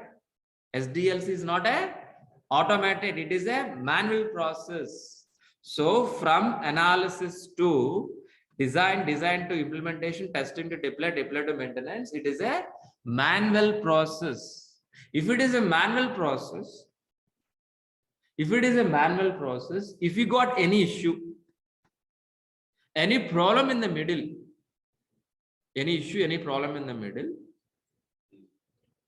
so it will take long time for resolving issues. For identification issues, it will take long time because of it is a manual process. Example, a water pipeline. The water pipeline is underground. Example, somewhere else a blockage, there is no leakage. It is a blockage. So can able to find immediately where is the blockage. Experts are required or not? We need to pay more salary, more amount or not? Even experts also can able to resolve within half an hour, within 1 hour, within a day. No, it will take long time. The same process in SDLC process also. If you are following SDLC process, if you got any issue, any problem, for identification, it will take long time. For resolving issue also, it will take long time. That is the reason what we will do. We are going to be replacing with what? An automated transparent pipeline. An automated transparent pipeline. Automated transparent pipeline by using what? DevOps. Same water pipeline, it is a transparent pipeline. Look like this. Same pipeline, same usage, but it is a transparent, it is an automatic. Understood? Any issue in this middle, any problem in the middle occur, any issue, any blockage. So can able to see one look itself or in this transparent water pipeline. So can able to see one look itself where is an exactly problem and can able to resolve as soon as possible or not. The same way DevOps process also.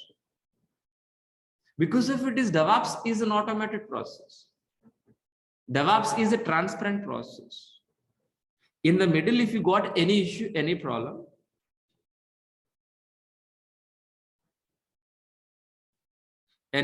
please.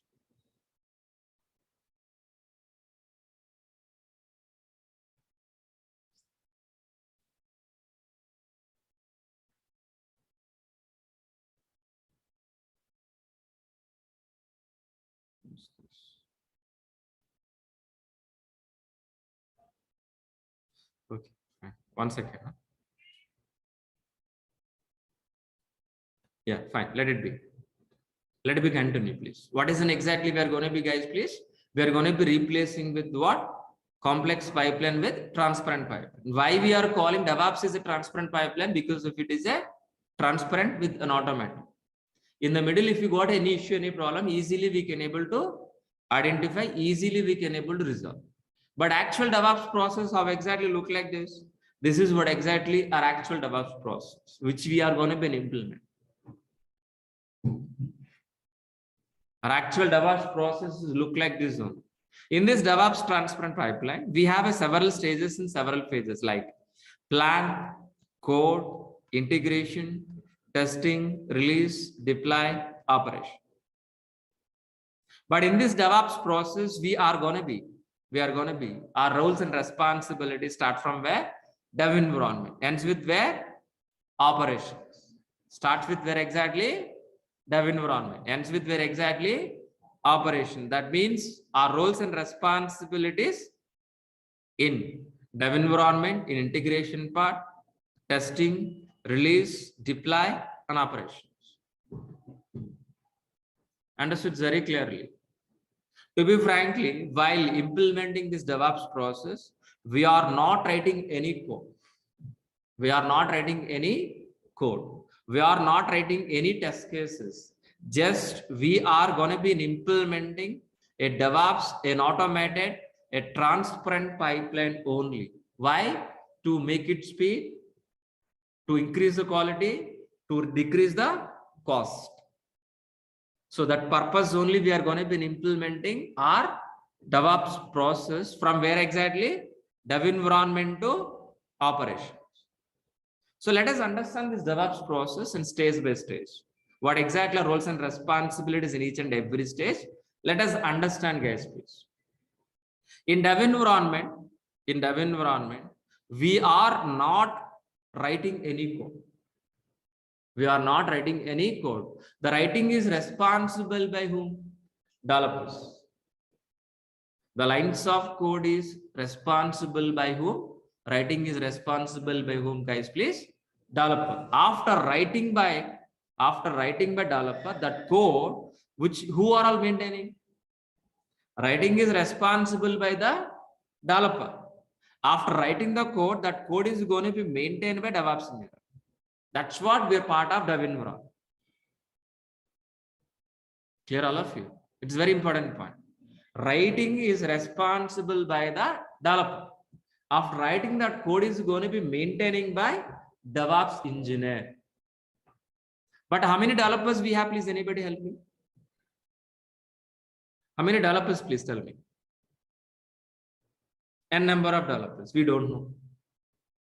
So all developer source code. So every day, morning to evening, each and every developer writing N number of code. But all developer source code, we need to integrate or not? We need to integrate or not? Yes, we are going to be integrate. How? Continuous. We're going to be integrate. Once if it is integrate all developer source code, whether the software is in working or not, we need to execute our test cases. These test cases, who is writing? DevOps engineer or testers? Testers will write, not by you and me. So we are going to be just integrate only test cases. Our job is only integrate, which is written by testers. Once if it is execute test cases, if there is no error,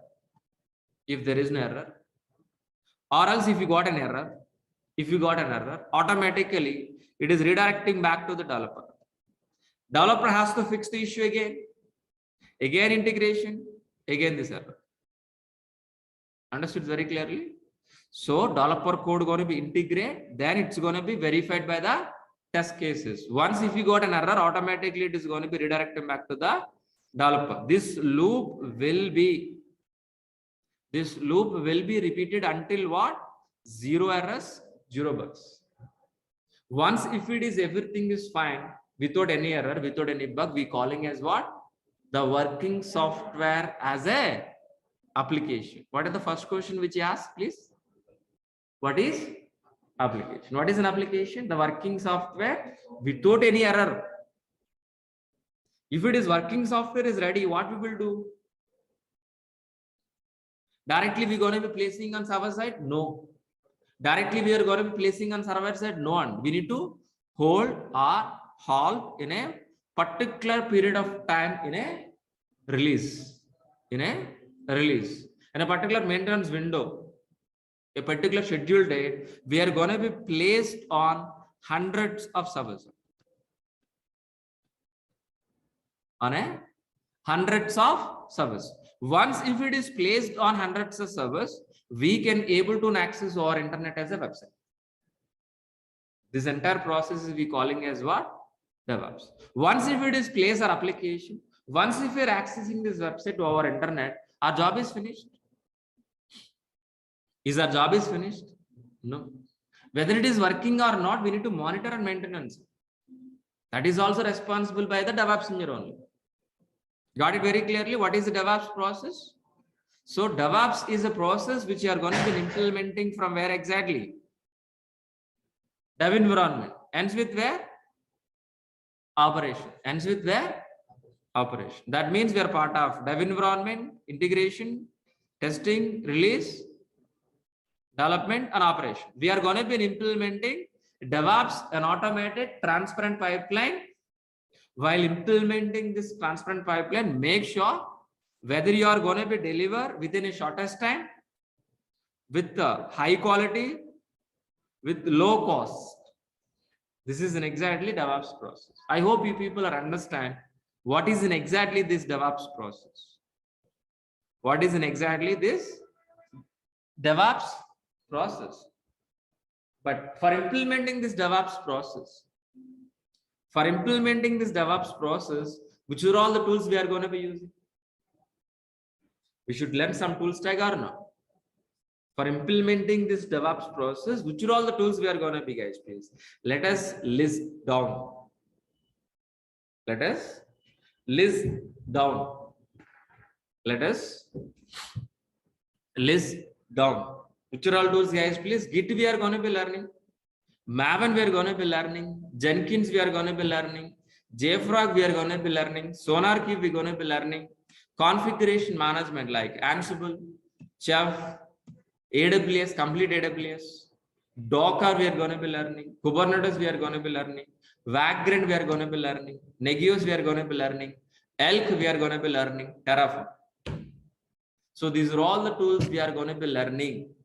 For learning these tools, it will take more time. So by using these are all the tools, we are going to be implementing this DevOps process.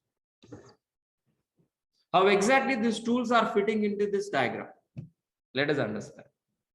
So firstly, so n number of developers writing code or no? That code is going to be maintaining by whom? Maintaining by whom? DevOps engineer. But DevOps engineer is going to be maintaining it by using which tool? Which tool? By using Git. Git is a version control. All developer source code as a DevOps engineer, we are maintaining in a Git version control. Git version control. But all developer source code we should be execute or not. We need to build or not by using Maven. But this entire process we are going to be automated or not by helping of Jenkins. Jenkins is an automation tool. In automation tool, this entire DevOps process is going to be automated with Jenkins only. Once if it is an automated, and we are going to be hold our working software in release or not. The release is nothing but what? By using JFrog. JFrog is nothing but what? Release. And we are going to be learning SonarQube. SonarQube is what exactly? Code analyzer. It is an optional tool, but we are going to be discussing. By using SonarQube, whether developers are following standards or not, it will verify and give statistics and reports. By using these are all the tools. Which are all tools, please? List down. Git, Maven, Jenkins, JFrog, SonarQube. We are going to be implementing CI/CD process. Continuous integration, continuous delivery, one module. These are all the tools we call as what? One module. It will take 3 weeks. Example. Or 4 weeks sometime. All of you understood very clearly. So where exactly CI/CD, guys? CI/CD is nothing but what? continuous integrating, continuous delivery, continuous integrating, making working software. We are going to be continuously deliver. I'll repeat this diagram. Let me. So after writing by developer, all developer source code continuously we have to integrate. Am I right or wrong? Then making working software by executing test case.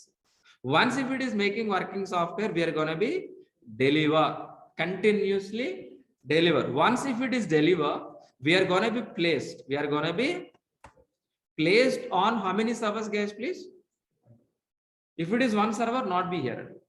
You not be sit here, not required. Understood very clearly? So we are going to be handling, we are going to be placed our applications on hundreds of servers. That is the reason we are be here. We are using DevOps. Understood? So after completion of CACD, after delivering working software, we're going to be placing on where? Hundreds of servers. But these hundreds of servers, if you want to configure, sir, what is the configuration? Configure means what? If you buy a new laptop, what we will do? Configuration. You buy a new laptop one day. You're going to be configure or maybe network settings, maybe installing some software like a Microsoft, maybe PDF. You're going to be configuring something XYZ or not, according to your requirement or not. That we are calling as a configuration. But here is how many servers we have? Hundreds of servers, and each and every server we need to install the software. We need to create a file. We need to change the files. All of you are not. But if you want to do manually, server by server, how much time? Just think about it. For laptop, it will take minimum 1 hour, and I hope maybe. But server, it will take more than 2 days, 3 days also for server. But 100 servers, it will be completed how many days and it will how many months? Can able to complete within the end of the day? No, but if you want to do that, we require an automation process. That automation process, we are going to be implementing by using what?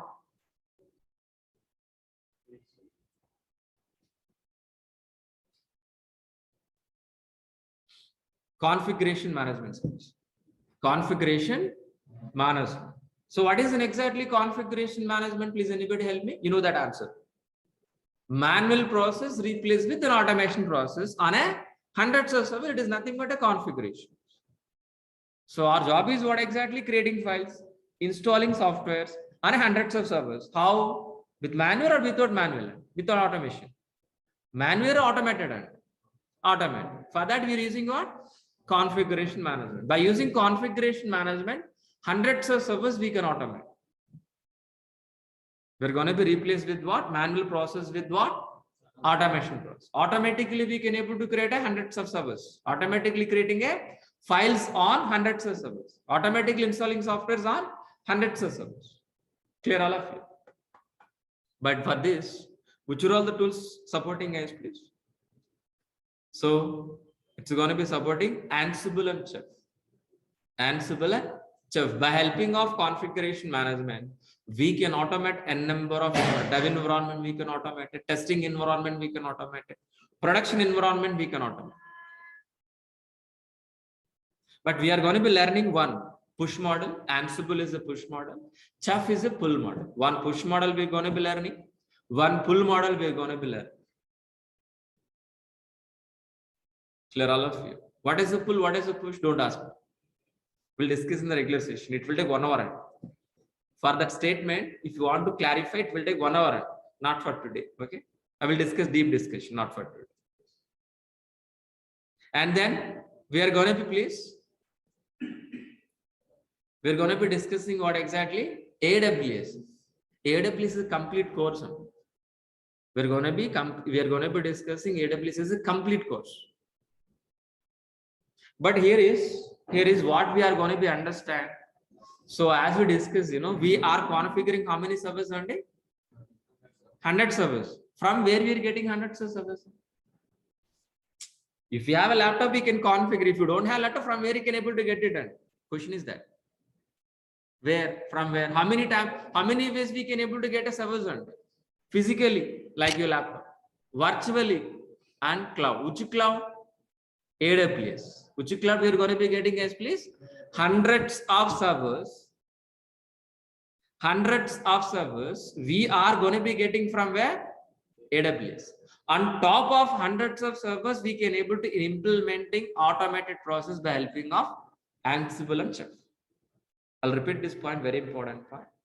Getting servers from AWS. After getting servers, we are going to be implementing an automated process by helping of Chef and Ansible. Chef and Ansible. That's very simple. Am I right? But so we are going to be deploying servers on where? AWS service, am I right? By using Ansible, by using Chef, we are going to be deploying our applications on a hundreds of AWS servers. That is the point we're discussing from starting of the session. Application, what is an application? Am I right? The first question is that only. But I've shown you only one server, but right now, 100 servers. But the servers are from where exactly we're getting? AWS. That is the point. Fine. But are we deploying our applications on only AWS servers? Are we deploying our applications on only AWS servers? No. We can deploy our applications on Docker also. We can deploy our applications on Docker container. Understood very clearly. If anybody asks you what is a Docker, what is the statement? Docker is for only websites deployment. Understood very clearly. What is a Docker? For placing our websites. Very simple word. What is a Docker? For placing our websites very easily, with the high performance, with low cost. Understood very clearly. How much CPU? No? For example, Pepagin, you want to buy it for 10 rupees. Is it cheaper? Same quality, same fan, but 10 rupees. Same thing here. So for getting servers, instead of spending crores of rupees, we can able to deploy application with a minimal cost by using Docker. What is a Docker? Docker is an isolated area which is specifically deploying our application. That is a definition. But easy way for deploying our websites. Simple word. Definition point of view, Docker is an isolated area which is specifically deploying our applications. Understood very clearly. Example.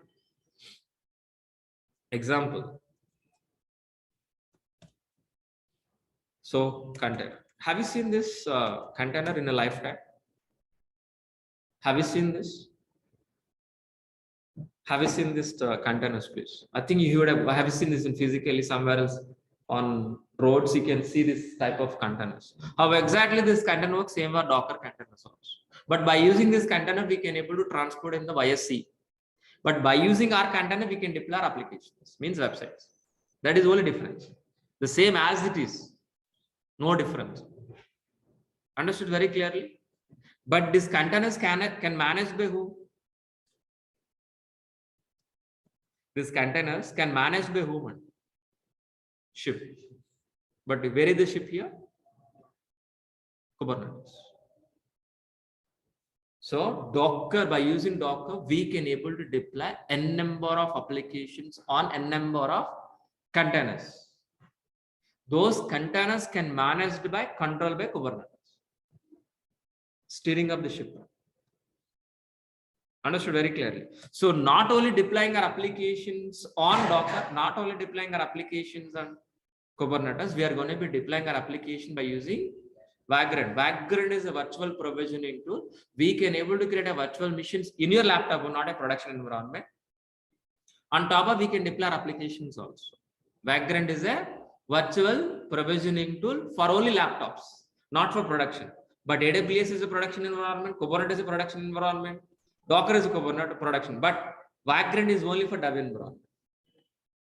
And we are going to be using Negios. Negios is a system monitoring, means RAM, what is the RAM size, CPU, we can able to monitor. We're going to be learning ELK. ELK is a Elastic Log Access Kibana.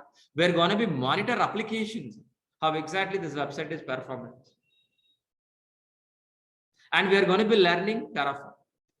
Terraform is a cross cloud platform. By using Terraform, we can able to create a service in cross cloud, means AWS, Azure, Google, any cloud. By using these are all the tools, we are going to be implementing our DevOps process. Clear all of you? So what is the DevOps we understood? Which are all the tools we are going to be understood? And which tool is where exactly we are understood very clearly? Clear or not? What is the DevOps? If anybody asks you what is the single line answer? DevOps is an automated process implementing from dev environment to operation to make it speed, mean shortest time, increase the quality, decrease the cost. This is only one sentence. Please write down and we can leave. Only one sentence. I'll repeat. What is the DevOps? DevOps is a process. So for implementing an automated process from dev environment to production environment or operation. While implementing this process, our working software, which is written by developer, making very speedily within a shortest time, we can deploy on production server with high quality, with the low cost. It is nothing but DevOps process. This is only one point we learned for today. This is only one line sentence we learned for today only, the whole story. Okay. Tomorrow we are going to be discussing about what is AWS and what is the difference between AWS and DevOps. That is a class for tomorrow. I hope you people are understand what is DevOps enough for today. I don't want to hit your brains more for today. Tomorrow we'll discuss about what is AWS. Then we can compare. Understood? Very clear. That is a class for. Do you have any questions, please? First, let me take an online students question, then I'll take an offline. Okay, first let me clarify online students. So before taking the questions, please let us revise. So this is, as we discussed, DevOps plus AWS Planet Special by me, Maha. So total duration is 4.5 months. Daily 1 hour class, 8 AM to 9 AM. 1 hour session only. Before 9 AM, I'll close the session. Don't be exceeded because of you need to practice. Monday to Saturday. Sometimes Sundays also. You're going to be paying 12,000 rupees fee. For what? Full AWS, full DevOps, but daily recordings. Without recordings, we can't be practice. Sorry. It is inbuilt. No separate videos included, nothing. It is a combo package, single time fee.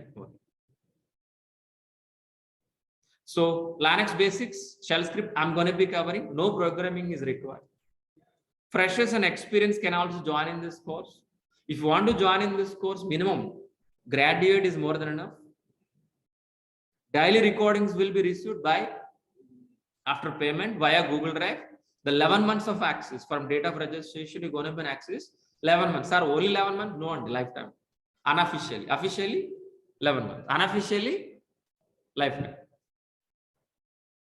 But namesake, we need to give expiry date or not. That's what 11 months.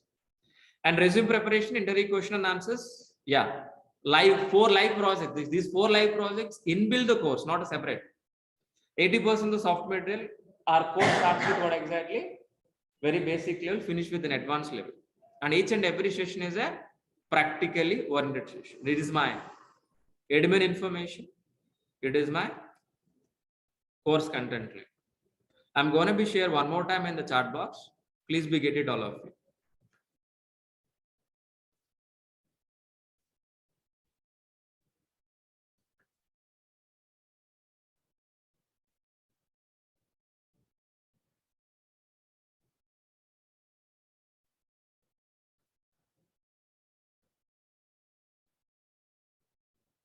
Oh, excellent.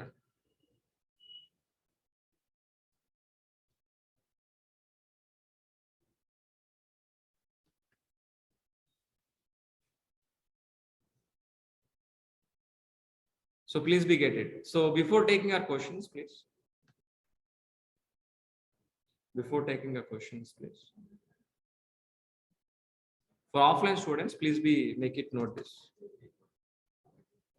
Take a photo or note it. Spelling is N is a calculator. 1 second.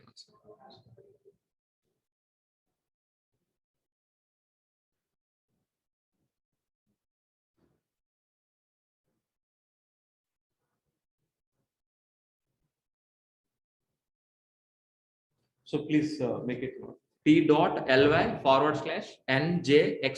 N is a capital letter, X is a capital letter. Remaining all are small letters. N capital letter, X capital letter. Remaining all are small letters. So try to view and we'll meet by tomorrow. So any questions, please, online students, please. Kumar asked this question. So yeah, you can. So even telecom background also you can able to shift to IT. Don't worry. So our class is very easy to understand, very slow. Everybody can understand. Even non-technical students also easily can understand. Please, Kumar, you can happily join in. So Jay Kumar, please. I would like to have a call with you one-on-one regarding course. So what exactly the question? Please ask me in the chat box. Try to answer. Still, if you want to talk to me personally, call to our admin. They will arrange a conference. Jai. But after 10 or 11 o'clock, please call to our admin. They will arrange a conference call. You can talk to me personally. Okay, but not here. One-to-one. But if you want any question, if you want to talk to me any technical questions, so please wait. By end of the session, I can talk to you. Personally, if you want to talk to me, conference. But if you want to talk to me right now, please wait. End of the session, I can allow. But right now, no. Fine. Sir, any other questions, please, all of you? Online students, please.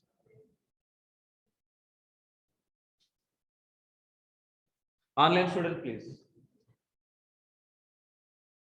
Yes. So IT, non-IT or experience, non-experience can join in this course easily. But December, January, usually it is less openings. That is a common thing. But after Pongal, after Sankranti, automatically the openings are increased. But if you join in this course, half of the course will be completed by January. Am I right or not?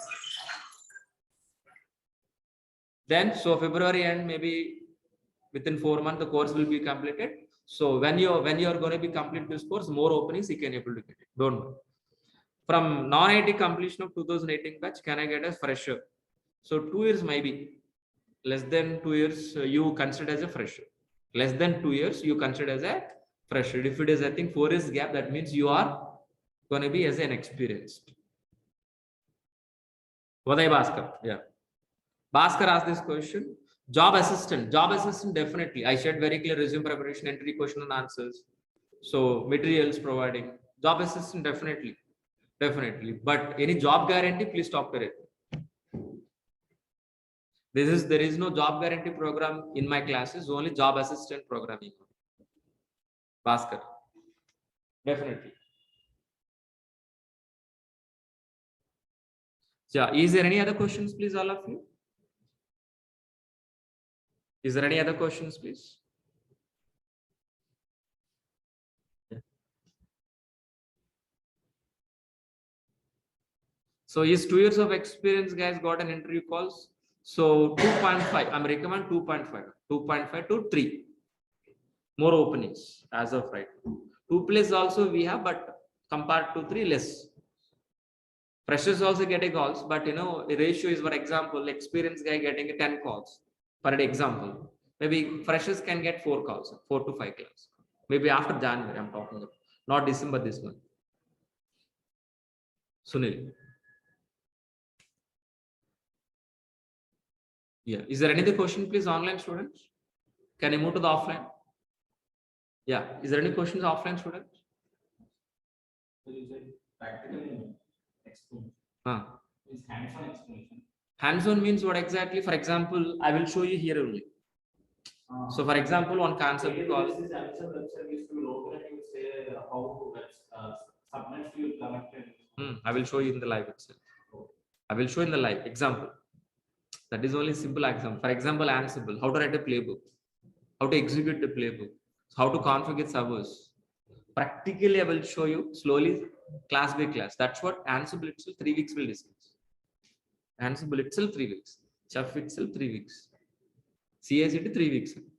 Ansible AWS 6 weeks. Sorry, 8 weeks. I think 8 weeks or 7 weeks. We're going to be discussing AWS. I don't exactly plus or minus 1. Docker component 1 month. Why? Because of practical things. Each and every session is a theoretical explanation. We should understand the concept. Then only if you show practically, you can understand. Directly go for practical, nothing. And that is a blur. Hands-on. So project also in. Example, Ansible. What is Ansible? Why we're Ansible? We should understand. So day by day, slowly, we are going to increase each and every concept. Show all the functionality, what are the features in Ansible? We're going to be discussing practically. Everyday practical. By end of the session, by end of the module, we'll do one real-time project on a module. In AWS, in DEVOPS, 4 modules here, that means 4 projects. Ansible 1 project, CI/CD 1 project, Docker and Kubernetes 1 project, Chef 1 project. So complete one CI/CD pipeline. This is a reason. That's what it will take time. So if you want to complete this course, 1 month is enough. Theoretically. But it is not that. That's what it will take 4.5 months to 5 months. Minimum 4.5 months. That's what classes means it may take 1 class or month. So time is not concern for me. Time is not a concern, but we need to complete and practice what we are given content. That is my reason.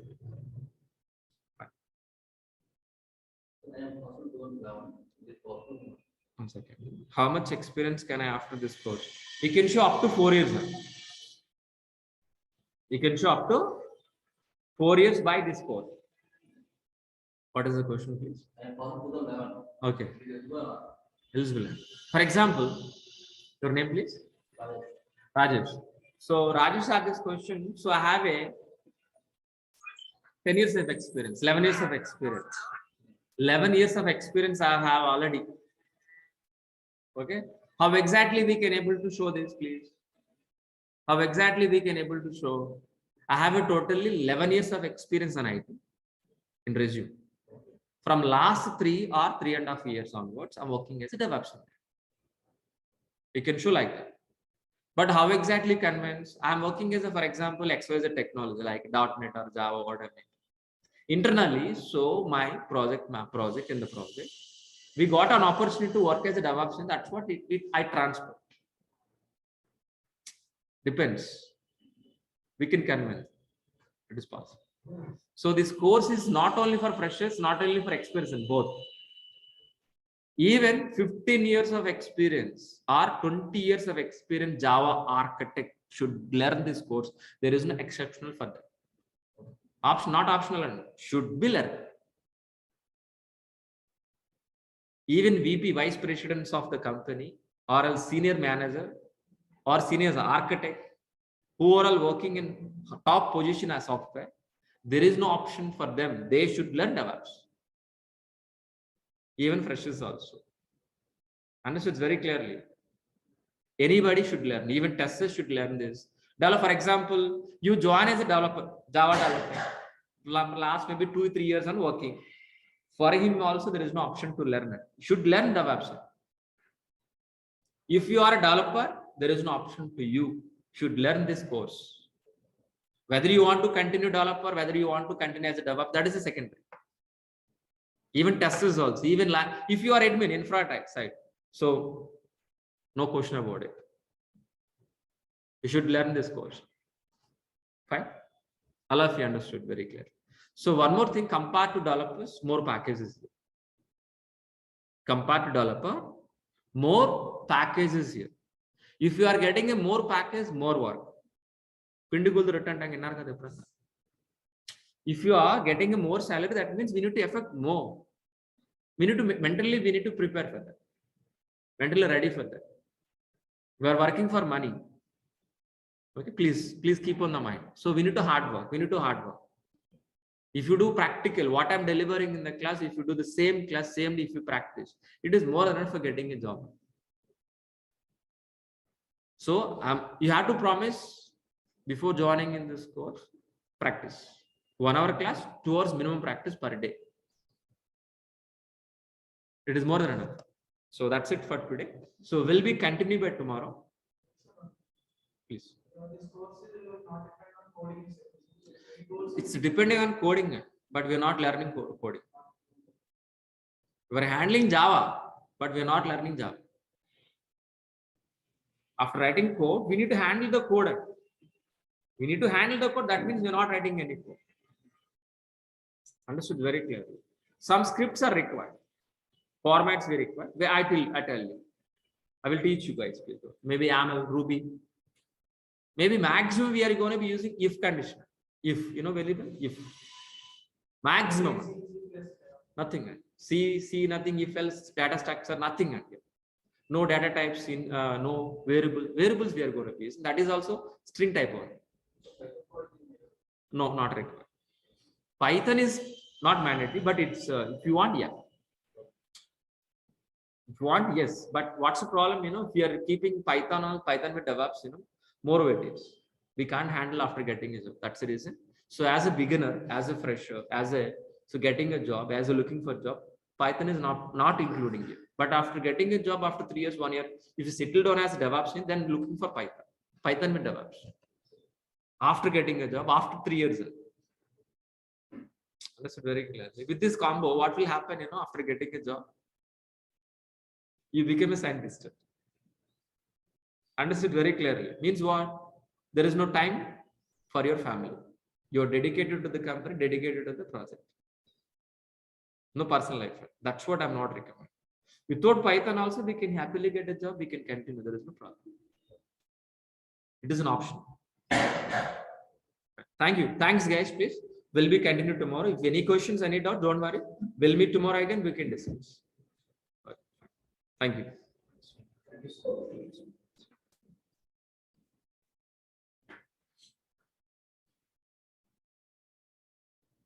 Thanks, guys. Please. We'll be continue by tomorrow.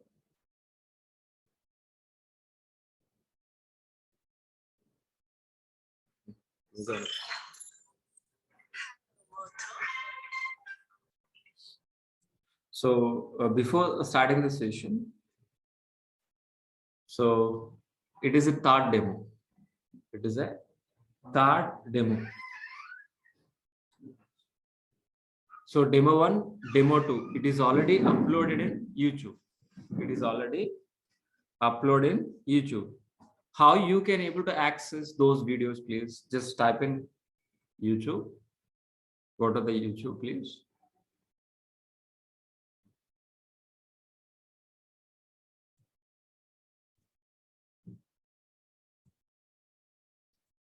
Durga Soft. Go to the channel, playlist. Go to the playlist. In the playlist, you can see here DevOps with AWS tutorial by Maha. Please open this. Here is, we have 2 videos we have. Demo 1, demo 2. Today video also will be uploaded by afternoon. Okay, please revise this. So who are all new students, please visit these 2 demos. At least last demo. At least please visit last demo. Second demo is enough. Okay. So before starting the session, what is our agenda? So what's we going to be discuss about today? Let us fix our agenda first. Let us fix our agenda, guys, please. Let us fix our agenda first. So today we're going to be discussing about what is client and server communication. Server communication.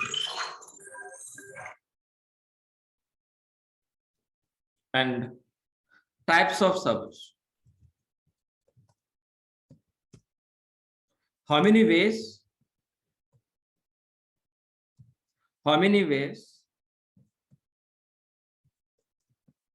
get servers? So what is a physical server? What is a virtual server? What is a cloud service? And what is the difference?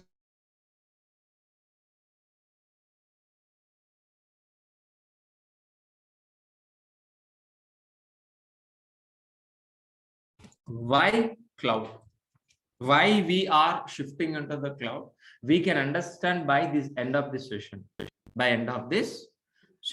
So before starting this session, so let us worry off, please. Let us worry off because of some new students we have here. That's what. Let us worry of what is DevOps. What is AWS? First, let us worry within 10 to 15 minutes. We'll complete this. Then we are going to be start this. So this is an exactly our agenda for today. So first, let it be start. So tell me, what is the DevOps? Please, anybody help me? Yeah. You know very well. What is an application? Please, anybody help me, please? An existing website. Yeah. Application is nothing but a website. The working software, which is written any programming language, we call as what? Application. That application we are going to be placing on where? Server side. Excellent. Thank you. On server side. Once if it is placed on server side, we can able to access over internet as a website. But if you want to produce a Flipkart or Redbus kind of applications, we are gonna be using SDLC. SDLC. In SDLC, we have several stages like analysis, design, implementation, testing, deploy, and maintenance. By following these are all the stages and phases, we can produce a working software and placed on server side. Then there itself we are going to be accessing as a website, as a Redbus or Book My Show or whatever maybe, guys. Abibus, whatever maybe. So how exactly, guys, please? First we need to gather the first information. First we need to gather information. What exactly this business, whether it's travel business, how exactly login page, how exactly registration page. Gathering information from the client. Based on that, it will be design. Design is nothing but what? Plan. According to the plan, our developers will write the programming, either Java, .NET, Python, or anything, guys, please. Or anything. Once if it is implemented, implement, ready the software, whether the software is in working condition or not. So our testers will be verified. Once if it is verified, so we are going to be placed on hundreds of servers. Then there itself we are going to be accessing over internet as a Abibus or a Flipkart or Redbus, what I mean. That's it. No. So we have to monitor and maintenance these websites. So that we are calling as what? Maintenance. By following these all the stages, we call as what? SDLC. But as a DevOps engineer, what we are going to do, guys, please? As a DevOps engineer, what is exactly our roles and responsibilities? Replacing with the complex pipeline. Replacing complex pipeline with transparent pipeline. So what is an exactly complex pipeline? So SDLC is a complex. Why we are calling complex? Because of it is a manual process. From analysis to design to implementation testing to deploy. It is a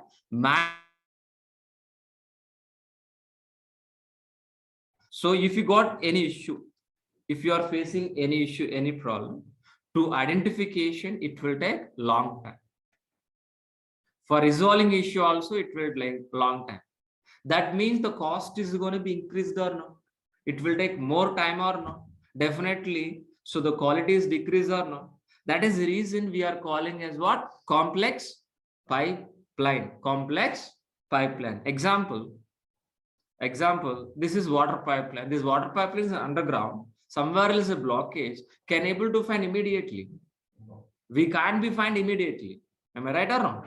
And after finding also, it will take a couple of weeks to rectify this problem. The same way our SDLC also. But what we are expecting is, please, transparent pipeline. So just we are replacing complex pipeline with what? Transparent pipeline. Everything will be visualized. Visualize. If you got any problem, any issue, we can able to see it's one look itself or not. Yes, obvious. What one look itself we can able to see, we can able to rectify as soon as possible. The same way, DevOps also. DevOps is what exactly? DevOps is an automated transparent pipeline. DevOps is an automated transparent pipeline. Due to this automation, due to this transparent, so if you got any issue in the middle, easily we can able to identify, easily we can able to rectify our problems as soon as possible. As soon as possible. But actually, our DevOps process is look like this only. This is an actual DevOps process. This is an actually DevOps process. In this DevOps process, we have several stages like, plan, code, integration, testing, release, develop, and operation. But in this DevOps process, our roles and responsibilities start from dev environment, ends with what? Operation. That means what? We are part of coding, integration, testing, release, deploy, operation. That means, are we going to be writing any coding? No, we are not writing any coding. Are we going to be writing any test cases? No. But as a DevOps engineer, what we are going to be doing, guys, please? Just we are going to be implementing an automated, a transparent pipeline. While implementing this automated transparent pipeline, make sure whether you are going to be deliver the working software which is written by developer into the production environment within a shortest time. Within a shortest time, with a high quality, with a low cost, with a low failure rate. It is an exactly DevOps process which we have understand very clearly last 2 demo sessions. So who are all not attend last sessions, last demo sessions, please revise once. So we have discussed in very depth. Okay, so for implementing this DevOps transparent pipeline, so which are all tools we are going to be using, guys, please? Which are all tools we are going to be using? We're going to be using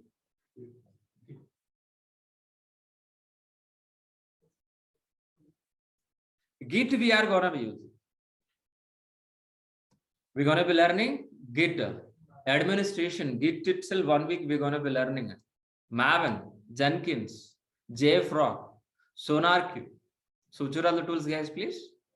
Git, Maven, JFrog, Jenkins, SonarQube. By helping of these are all the tools, we are going to be implementing CI/CD process.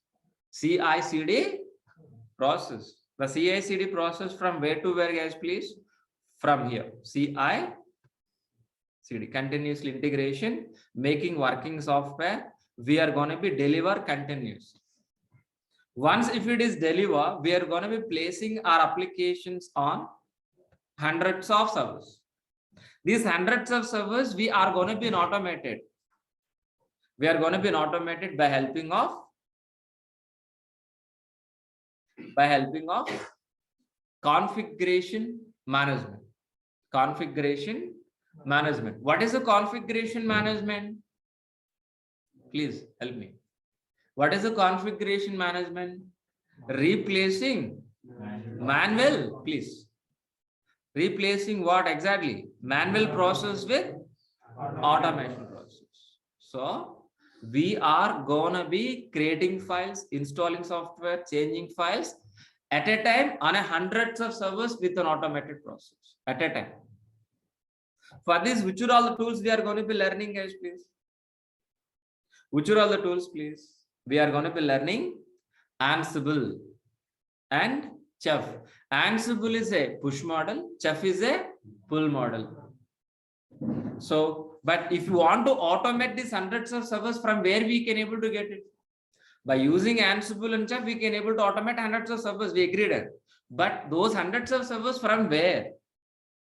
We can able to get it either physical environment or virtual environment, and more specifically AWS cloud. From AWS, we can able to get a hundreds of servers. Hundreds of servers. On top of hundreds of servers, we are going to be implementing an automated process by helping of Ansible. All right. So are we going to be deploying our applications only AWS servers? No, we can deploy our applications on Docker container also. Docker container is an isolated area which is specifically deploying our application. What meant for Docker? Docker is for what? No.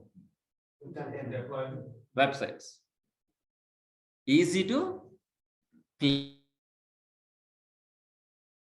applications on Docker. Very easily. Very easily. Very easily. So how exactly, for example, if you want to transport a C products via C, how exactly, please, we are using containers or no? Yes or no? Obviously, containers or not, please. By helping of these containers, we can able to transport any product via C or no. How exactly these containers work? The same way our Docker container also. Our Docker container also. But these Docker containers, it's going to be managed or controlled by Kubernetes. These are all the containers going to be managed by whom, please? Ship. How exactly the ship works? The same way our Kubernetes also. By using Kubernetes, we can able to manage or control a number of containers. I hope each and every student, what is a container? What is a Kubernetes? You understood idea. If you don't know, if you not understand, don't worry. We're going to be discussing deep discussion 1 month. These two tools we're going to be discussing 1 month. If you not understand, don't worry. Okay. So we are going to be deep discussion and with the practical examples. Okay. If you understand, very good. If it is not understand, also very good. Fine. So next tool is what exactly? Vagrant. Vagrant is a virtual provisioning tool. By using Vagrant, we can able to our dev environment make it easy. Make it is easy. And we are going to be learning Nagios. Nagios is a system on a RAM, CPU, motherboard. We're going to be monitoring. And we're going to be learning ELK. Elastic, Logstacks, Kibana. By helping of these three tools, we are going to be monitor our application. How exactly this performance. So each and every website is generating in the background logs. Those logs will be monitored and it will be generated analytics. How exactly our application performance. So what would be the next action, next month action, next year action, we can able to decide, but right now. So Terraform, we're going to be learning, guys. Terraform is a cross cloud platform. By using Terraform, we can able to create infrastructure in any cloud, either Azure, AWS, or any cloud. So what I'm trying to tell you, please, by helping of these are all the tools. We are going to be implementing our DevOps process. So while implementing this DevOps process, what exactly, guys, please? Developers writing the code. That code is going to be integrated. That after integration, whole software, it's going to be verified by test cases. The test case verified, we are going to be getting a working software as an application. That application, we are going to be halt on release. Once if it is halt and release on a particular maintenance window, we are going to be placing our applications on a hundreds of servers or not? Yes or no? Yes or no? But if you want to implement this DevOps process, we require infrastructure or not? But tell me, what is infrastructure? Please. What is infrastructure? Anybody help me?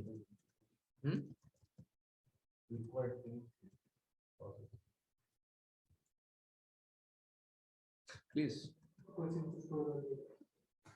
What is infrastructure? Yesterday only we have discussed. So first, what is an application? Simply a website. What is an application? Website. For maintaining these applications, for deploying our applications means websites. So we require infrastructure or not?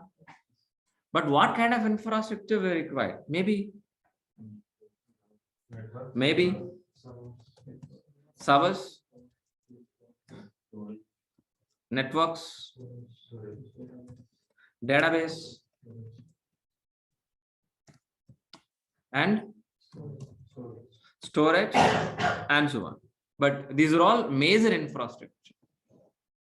Major infrastructure is required to maintain our applications, for deploying our applications or placing our applications on a hundreds of servers. We require this infrastructure.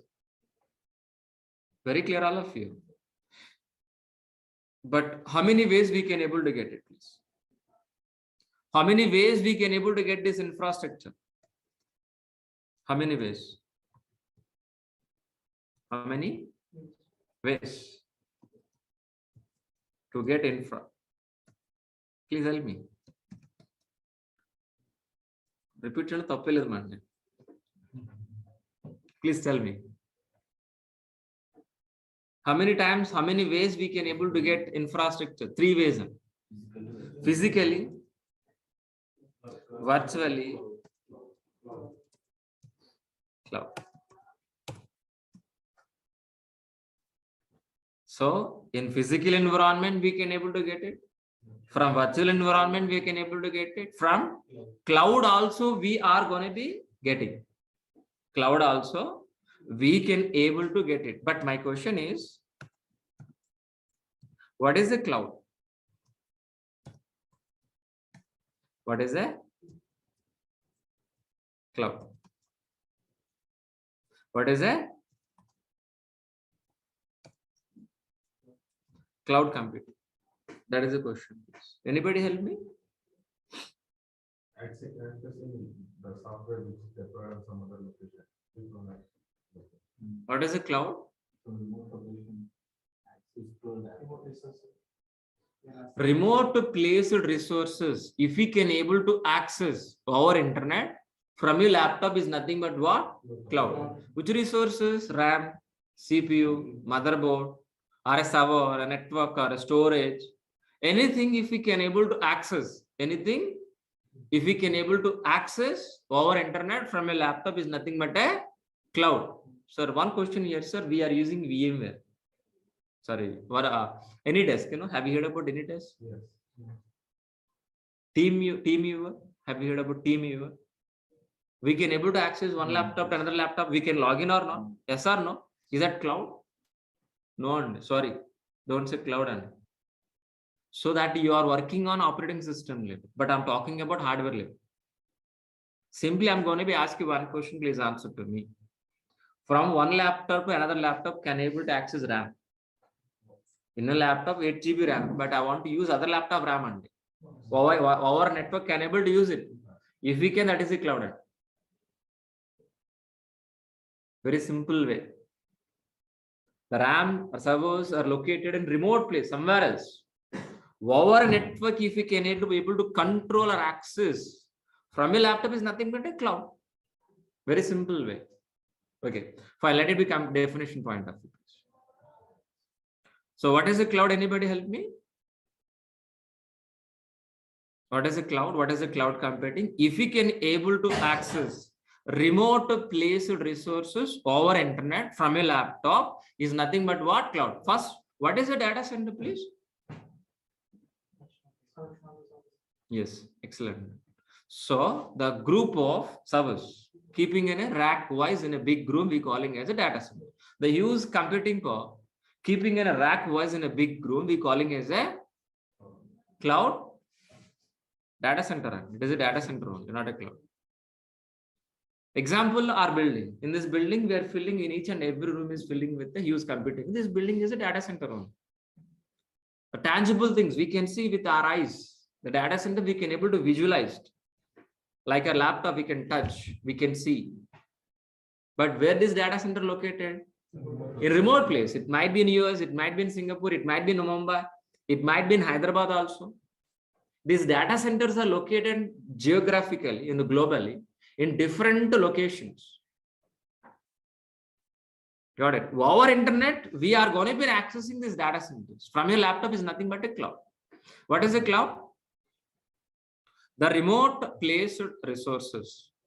The remote placed resources like servers, storage, network, database, over internet, from your laptop, if we can able to access, is nothing but a cloud computing.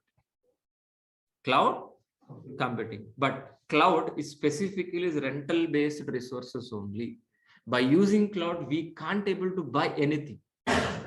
We can't able to buy anything. By using cloud, we can able to get a rental based infrastructure, either server, network, storage, database. We can get a rental based. The best example is what? Wala cab. But the best example is what? Wala cab. For just for reaching railway station, are we buying a car or rental car? Even I have a car, but I'm better to choose Wala because it's very flexible. Understood very clearly. Instead of buying car, we're always preferring rental car. Because if you want to buy a car, we need to spend upfront amount at least 10 to 15 lakhs. 10 to 15 lakhs. But if you book a Wala cab around 500 rupees, whereas 15 lakhs, whereas 500 rupees. So you are fulfilling your purpose or not? So do you require driving license? Do you require RC copy? Not required. So your purpose is fulfilled or not? The same way, our purpose is what exactly here? Deploying our applications, placing our applications. Just for placing our application, do you want to maintain these data centers? Just for your placing a red bus kind of very small application or a big application, whatever may be, for that you want to be maintaining your data center, it is very difficult. And instead of maintaining your own data center, take it as a other service as a rental based. For other service from where exactly? Cloud. So what is a cloud? Cloud is a rental based infrastructure.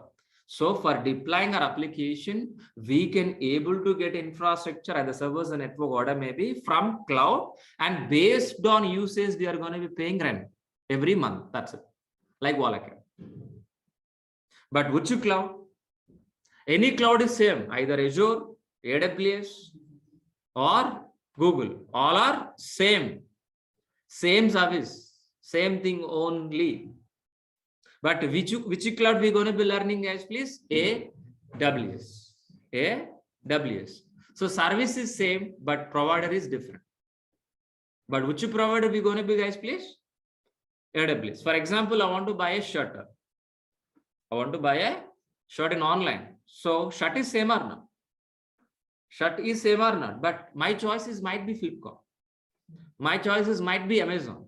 My choice might be Snapdeal, whatever may be. But product is same. Approach is same. Am I right or not? The see here also same. So we require infrastructure, servers, network, storage.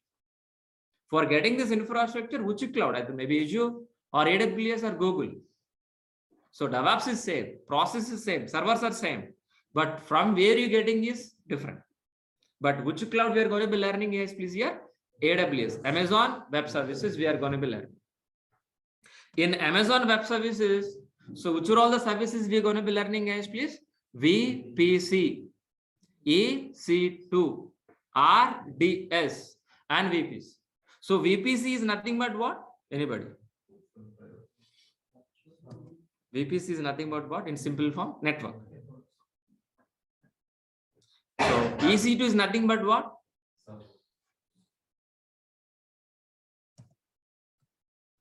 EC2 is nothing but what? RDS is nothing but what? So storage is nothing but what? So by helping of this raw infrastructure, easily we can able to deploy our applications by using this DevOps process. This is what exactly we have discussed in the last session. Got it very clearly. So what we understand, guys, please, first, what exactly, please look at the screen. First, we need to establish what? Network. Then on top of it, servers. We are placing our applications here, either maybe Amazon, Flipkart, Redbus, or Hotstar, whatever may be. Then our customer information is going to be maintaining on where exactly? Databases, MySQL, Oracle kind of database from RDS. For example, video files, maybe in video files, image files, or PDF, or a doc files, where you are going to be maintaining? On S3. On S3. So by helping of these are all the resources, these are all the models. So can we able to deploy our application very easily or no? Shall I repeat this diagram one more time for our understanding? Shall I repeat this? Yeah. So let me draw this one more time for our understanding.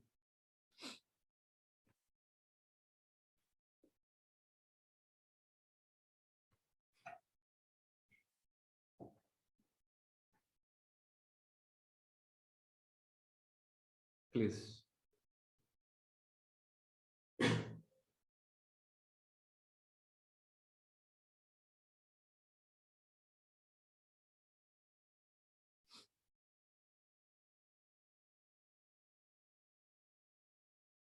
So first we need to establish what? Network. Without network, we can't be create any mission, and even my laptop also. Without network, can able to conduct this online session? No.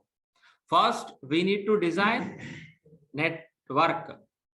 Sir, are we going to be learning network? Yes, we are going to be learning 3 weeks on network itself, 3 weeks. That we are calling as a VPC. Got it very clearly. Okay. So once if it is established this network, once if it is established, on top of this network, we're going to be creating a server. Server is nothing but what? EC2. We're going to be creating. So how many servers? N number of servers. It might be application servers.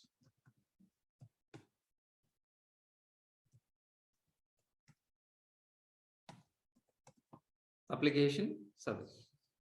So application is nothing but, anybody help me? Thanks. So we are going to be creating a application servers. On top of it, we are going to be placing Redbus kind of applications, Abibus kind of application, Flipkart kind of application. How many servers we are going to be deploying? And N number of servers. So once if it is placed, where exactly you can able to maintain our customer information? In database. In database. That means we need to create a database or not? So the service name calling here what? RDS. But it might be MySQL database, Oracle database, whatever. So application is maintaining on application server, our customer information maintaining on database. So network keys we have designed, application server we have kept, and database also we have kept. But if you want to access, if you want to log in into any application, from where exactly you can? Anybody? From where exactly you can able to access your applications, and from where you are accessing websites? From browser. Not the laptop, only by using browser. Laptop. In the browser, we are going to be using Chrome browser. Am I right? Chrome browser. The Chrome browser we calling as a client. Your laptop is not a client. Sorry. Chrome browser is a client. So Chrome, Firefox, IE. How many clients in your laptop? 3. So from these clients, so we are going to be request. What kind of request, guys? Please tell me. The request might be login page. The request might be registration page. The request might be search page. Request might be payment gateway. Request might be cancellation booking. What I mean? Anything, any request, anything, any action, it's going to be request only. Example, login page. So based on our client request, our application server will be processed. While application is processing your request, you provided a username password or not? Whether this username password is right or wrong, our application server will be validate with the database. Validate with what? Database. Once if it is validate, our application server will be prepare the response sent back to our client. This entire internet, the entire our technology, either Java, DEVOPS, whatever may be, based on this diagram. Only two actions in. Only entire internet, only two actions. Request, response. Request, response. Very simple way. What you are requesting, based on request, our application server prepare the response and send it back to your client. Send it back to your client. This we are calling as what? Client server communication. What we call? So that is the first point we want to understand for today's session. This is what exactly client server communication. So if you want to establish this diagram or whatever may be, we require a service or not? What is the server first? What is an exactly server, please? Server contains what? Server contains what exactly? How exactly? Which are all the components available in your laptop? Same components available in your server also. What I mean. But how many layers we have in server, please? How many layers, guys, please? Totally 3 layers. If you go for any server, if you go for any server, 3 layers. The first layer is hardware layer. The first layer is what? Hardware layer. Second layer is what? The first layer is what? Hardware layer, like maybe hard disk, CPU, RAM, and so on. It is a common for every server, even your laptop also same. On top of this, we are going to be creating our operating system layer. Our operating system layer, OS. It might be Windows environment or Linux environment. Anything, please. Once you decided operating system, on top of it, you can decide which application, which software we're going to be. It might be application, it might be database. It might be application or a web server or application server or a database server. That's it. But either application or a database server is same one. You are going to be taking a Linux server. On top of it, we are going to be deploying our application, then we're calling as an application server. We're going to be taking Linux machine. We're going to be keeping a database, then we're calling as a database server. But the base operating system is same and hardware is same for all the servers. For all the servers. So if you compare your laptop, which are all the components available in your laptop, the same component server also. But laptop is just for home purpose, but server is for maintaining our applications. But how many ways we can able to get this servers in? Server is same in all the cases. Server is same in all the cases. All the cases. Example. What is